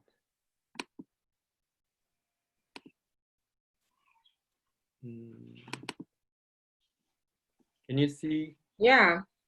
And okay, great. full screen, could you make full screen? Yep. Okay, hi, this is Young of One Song Two Shows, a user-created video battle and collaborative performance. Young generation has been enjoying hip-hop culture in daily life, and call-out routine cipher was core fun among the hip-hop culture. But you have to be at same place at same time to enjoy the core fun, but it's almost impossible in this pandemic. And we built user-created online call-out or team-up feature, so you can challenge to any video or team up with any video. Here's our video demo.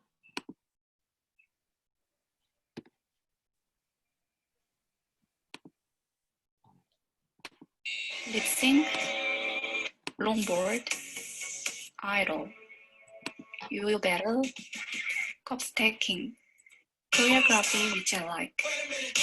Click. After watching each of two videos with full mode, push the wow button on the video you prefer, and click VS button for callout. And then shoot video directly or choose the video in your album. Insert description and contender's name. Write battle intro, and all done. If you look at the profile of the challenged person, hence the number of days count is growing, and you can see each of contender's video. Team Up routine feature enables you to set up untapped remote performance with other artists without gathering at one place. Team Up Cipher feature enables you to set up untapped remote acting with other actors without gathering at one place. Okay, demo is done. Yeah, so it's our revenue model. We can sell BGM or AI-based special video effects to creators through our digital item mall, which have been successful revenue model of Sarwal, which sold more than $20 million amount of BGM at 2007.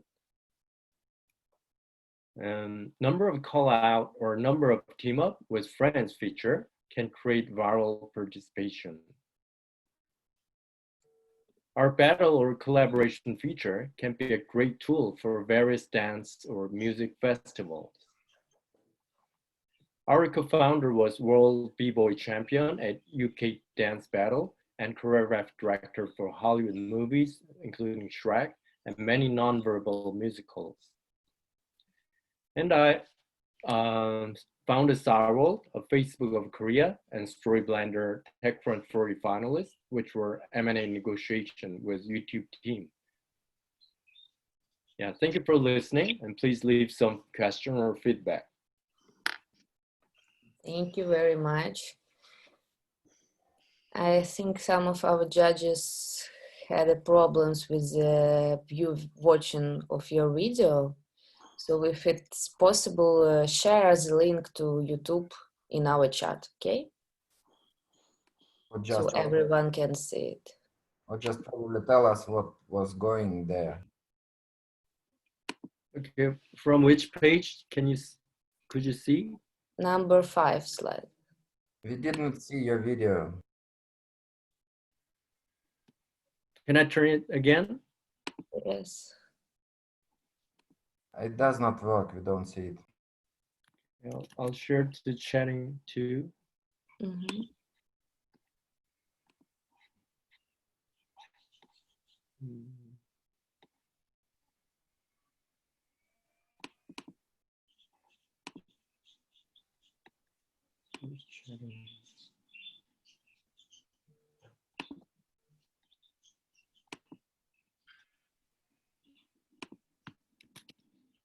Share the link, video link to chatting panel.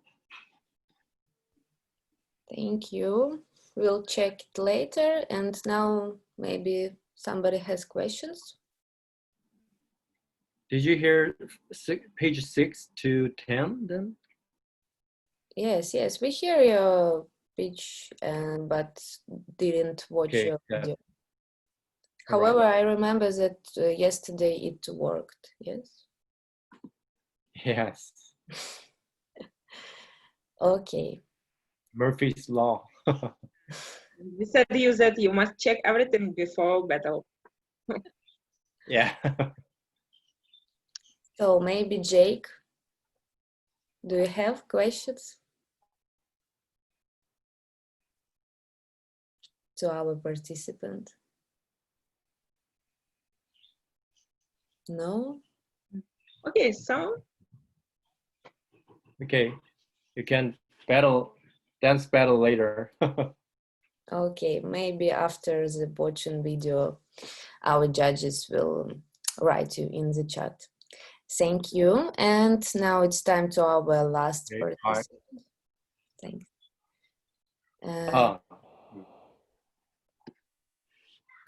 So the last one is Do Your Thing. Hi guys. By Kit. Hi. I'll quickly share my screen. Yeah.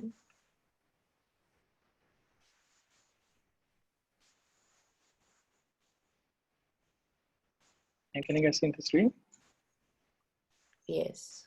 Very nice. Okay. I hope everybody is still awake. I am the last participant, of course, of this battle. And this is Ankit. We are based out of New Delhi, India. And we are a branded content marketplace called Do Your Thing. Well, most of you, in fact, I'm sure all of you would have heard of this phrase called content is king. And while there have been so many innovations in the user-generated content space, in the branded content space, there have not been any innovation for a while now.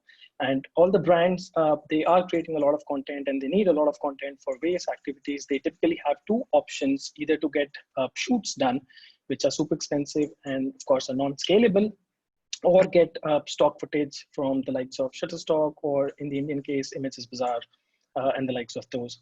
This problem is even bigger in the Indian context when you talk about regional content or vernacular content. When you have, India is such a huge country, you have so many languages, and of course, to speak to the right target audience, you want to speak in the right language. So it's even a bigger problem in the Indian context, which is what we are trying to solve at this point in time. I'll move to the second slide. The solution to this lies in something that we see every day, again and again on, on our screens. We typically keep on scrolling. There are about 380 million social media users in India alone. And I'm only talking about the Indian context because, like I said, at this point in time, we're Indian focused.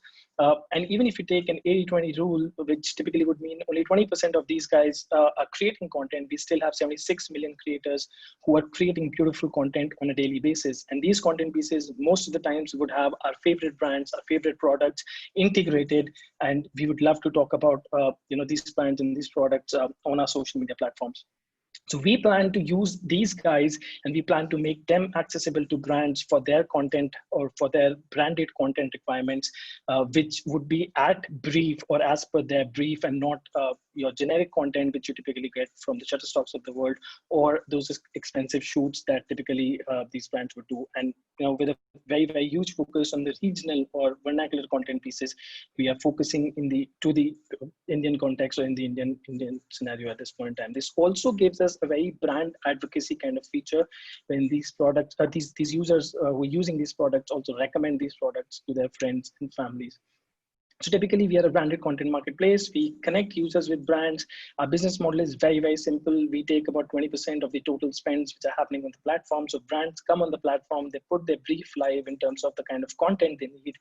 Creators go ahead, buy the product, create content and submit those content pieces to the brands for the approvals. And once approved, of course, they get the money and they also get to post those content pieces on social media platforms directly. The matchmaking is being done by an AI algorithm called semantic brand score algorithm, which typically matchmakes people based on the past content that they have created, the quality of content, and also on the traits that they have. So for example, if you want to matchmake somebody with a coffee brand, you would need to have traits like morning, coffee, refreshing. And these traits, when they're matched with the brands, is typically when we give the right matchmake to the brands.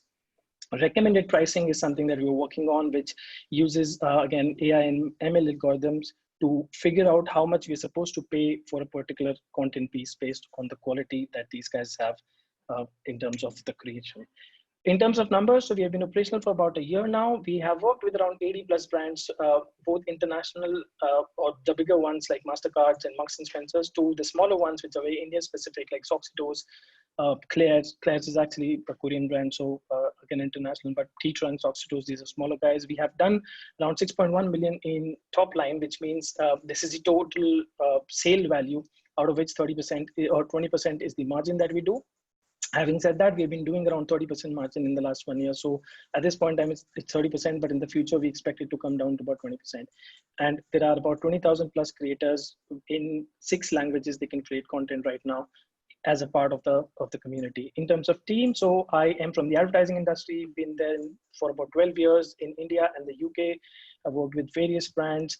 I'm supported with Dia, comes from TikTok, Deepak, who has been leading 5 products, who used to lead 5 products before this, and Naveen as the consulting CTO, comes from IIT Bombay with about 10 to 11 years of experience.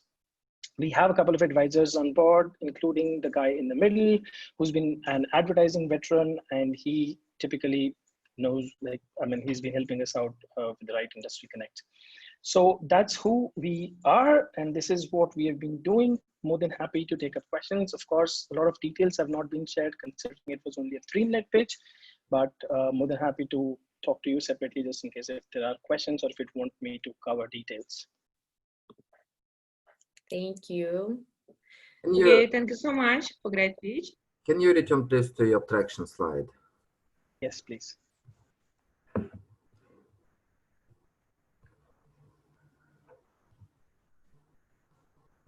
Can you see the slide?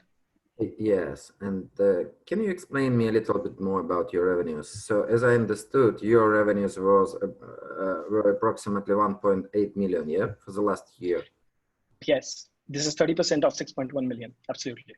Okay, I see, great. Okay, any questions else?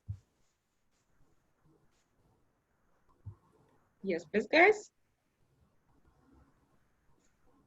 And can you explain more from the side of creator of the content, how it works. So for example, I'm a creator and I put on some Nike shoes on me, and then I create a show. Yeah, and can you just give us explanation?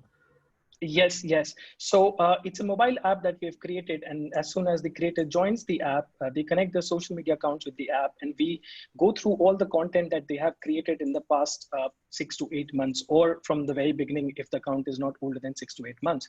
We analyze those content pieces and figure out the kind of content this particular person has been created. So those get broken down into instances like outdoor related content, or he has mentioned Nike in a positive sense in the past, and so on and so forth.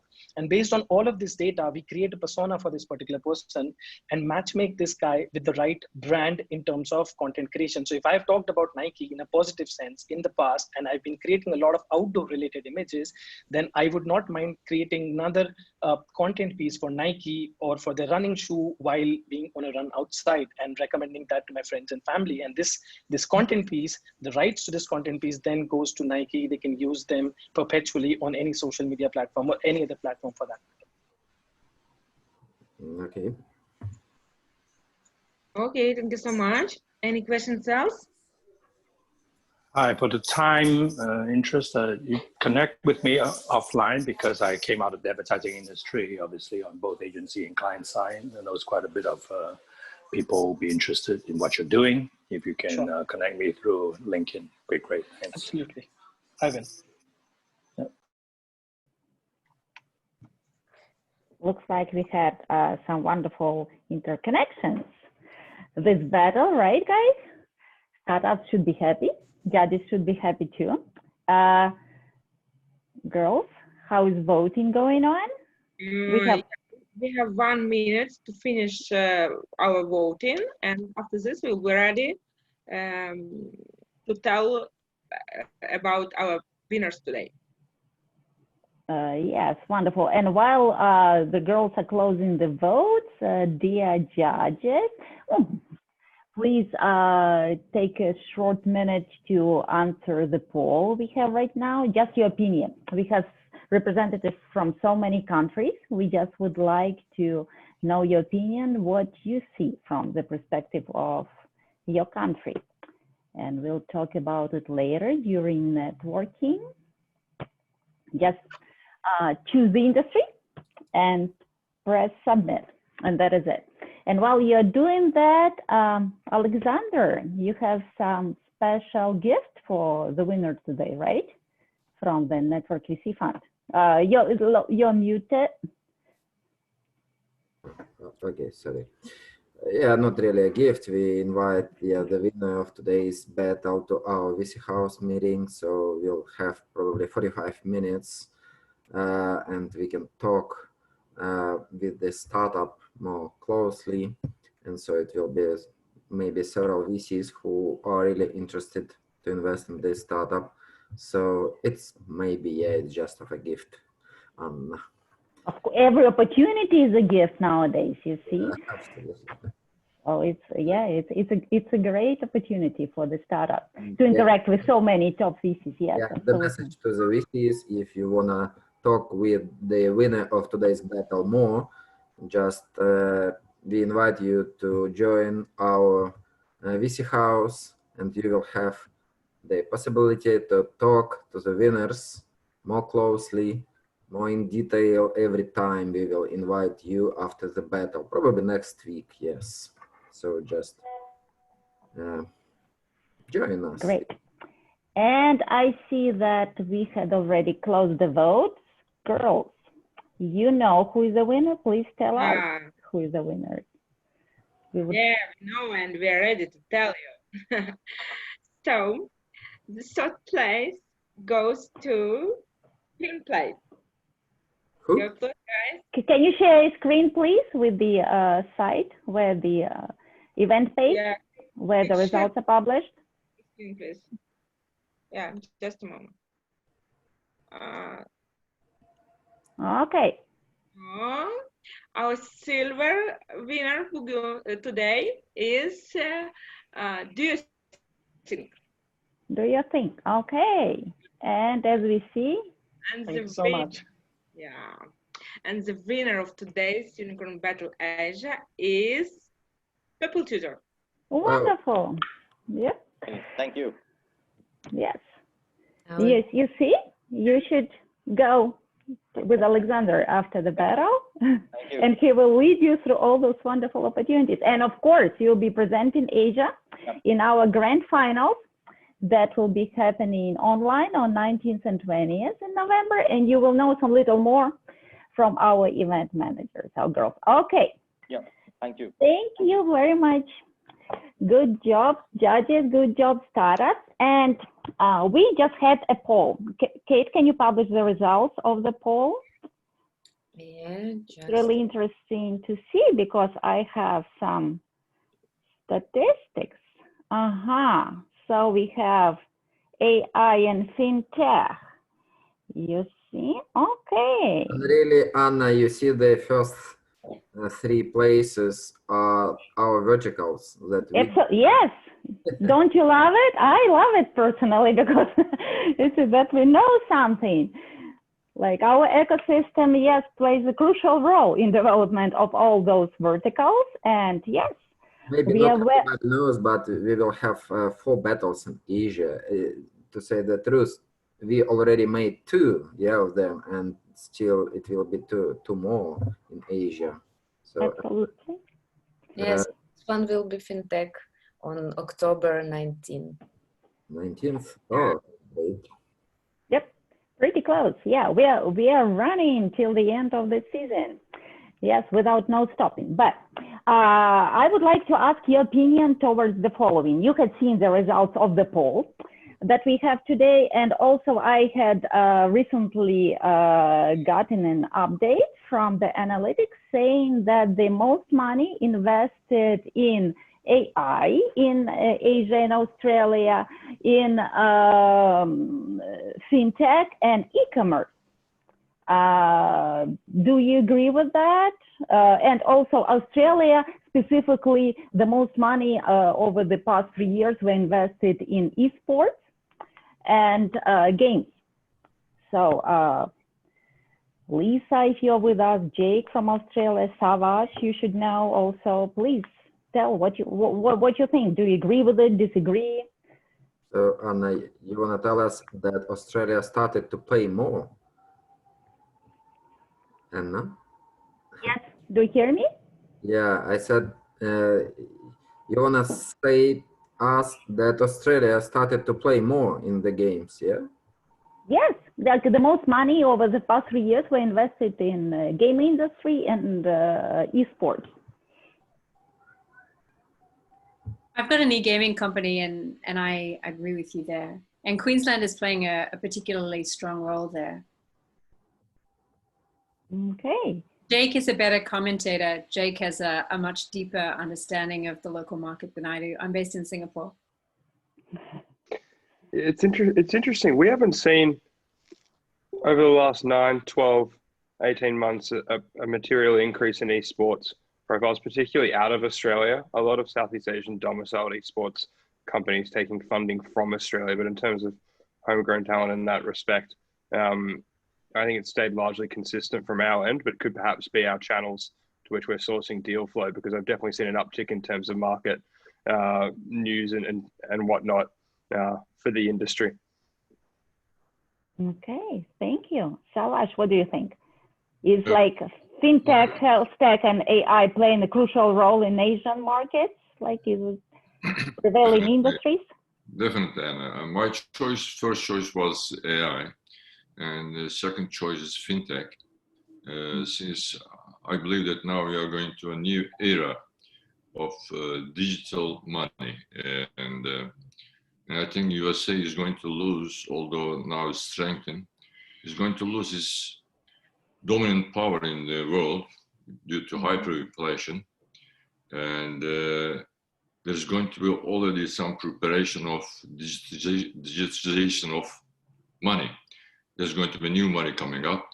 So like one of my projects also I'm following, like they're using in China right now, that everybody's using digital money on telephones, telephone number base. Also there's a Swiss companies There's going to be a new time, and the young entrepreneurs, I think, is going to prepare their business plan according to new coming digital money. It's not going to be a Bitcoin.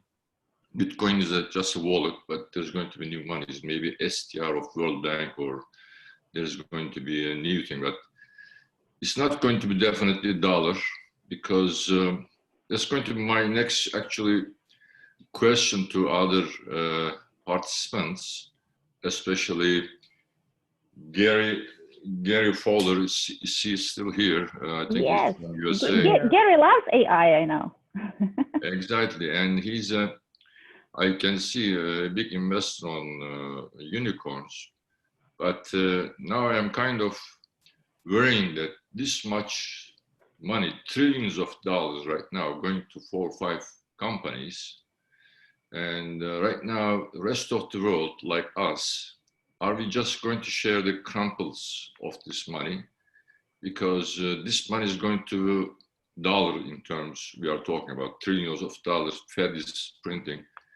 It might disappear like a Zimbabwe dollar one day, and there's going to be new digital money, and at that time, how are we going to, as a startups or entrepreneurs, are we going to get some shares from him, or this is going to be completely different? What we are talking right now might be irrelevant in 5-10 years, but definitely money is going to be different, digital money.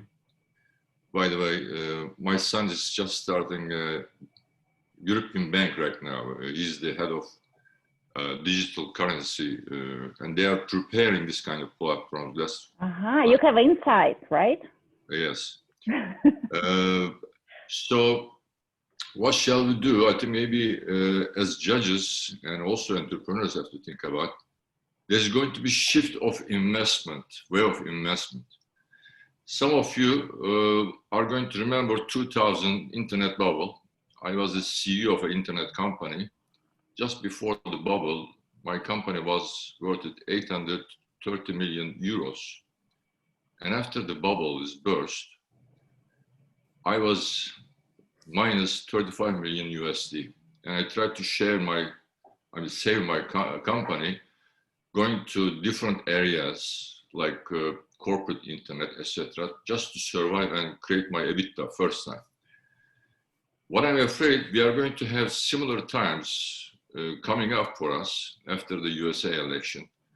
And I think all the startups, they should not just rely on how can I get the money right now, but that money might be worthless in 5 years, and they might really create something on EBITDA base. Otherwise, one day they will wake up like we wake up in October and 2001, and nothing is left. So future is AI, because there's going to be intelligent world. And if you are not in that 1%, 5% intelligence, and you are not able to use this technology, you will be left out from the world, what's happening. Thank you, Anna. Well, thank you, Savas. It's quite a scary, but a very interesting picture you had drawn. Anna, do you want me to respond? Listen. Of course, you're in the States. You're in the States. Tell me, please, that my dollars will still be worth something. Yeah. I mean, the situation is, so a couple of things. I just wrote an article in Forbes called Nikola Tesla's Dream Comes True, the Democratization of Opportunity. You're absolutely right. Things are changing. Look at what's happening today with the digital transformation. It's absolutely changing. But then on the other side of it, if we think about the negative stuff, negative things happen. I mean, I was in in 2000, I brought a company over from Israel, from Haifa, and we did an IPO. March it happened, the market died. June, we did an IPO. 13 months ago, the company was sold for $1.35 billion. So, we kept a positive attitude. We moved through it. I'm not sure what the world's going to look like exactly, but the one thing I can tell you, if you don't have a positive attitude, if you don't raise the funding and wait for the bad stuff to happen, guess what? The bad stuff happens. I work with investors every single day. Last week, I had Guy Kawasaki on my show. Yesterday, I was dealing with the top VCs in Silicon Valley. I have a show called Gary's Picks.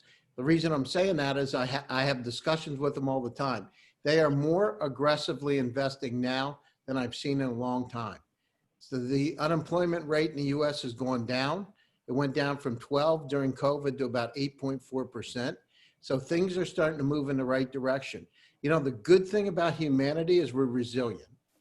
I'm not saying that everything's going to be right, but I am saying the opportunity, just like when, you know, when the internet, when Vinton Cerf and his co-founder came out with DARPANET, it did democratize things. We're in another level of that democratization, and we need to look at where the opportunities are. I will tell you for sure that AI is the new electricity. I write about it. I've written almost 80 articles in the last year. I'm writing a book about AI.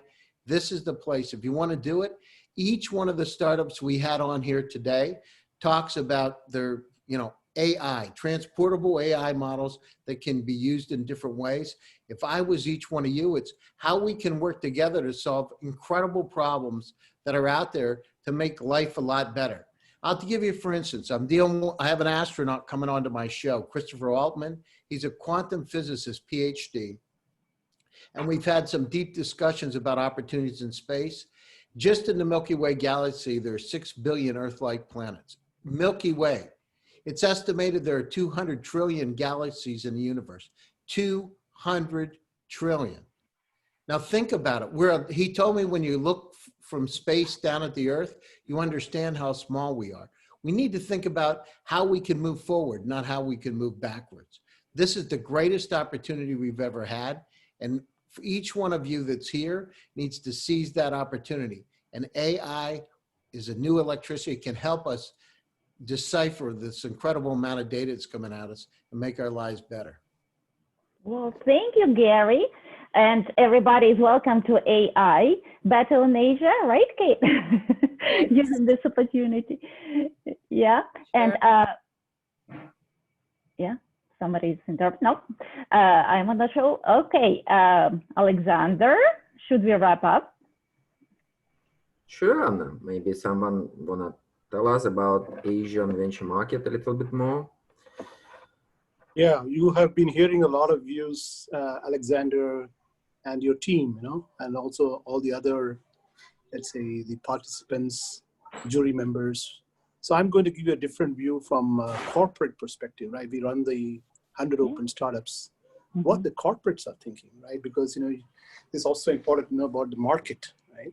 So I want to tell you one good news is that more than ever before, corporates are very aggressive, you know, pursuing deals. So on our program, we have seen continuous increase in the deals that is happening between startups and the corporate.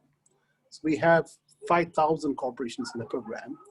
And so just to tell you, 65%, you know, of 21,000 deals in the last 3 years, I can say 65% is for supplier arrangement. Supplier as in supplying license, maybe IP, or you're going to be supplying a product or a solution to meet the requirement of the corporate. So we see that out of the, let's say the 100%, 65% is in this bucket. Another 15% is actually in investments, in equity investments and M&A.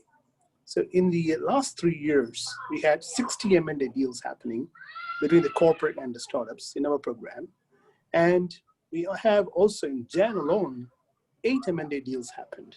So COVID or no COVID, you know, we see that there's an increase in interest and we see the corporate spending less and less on R&D, internal R&D, and going outside.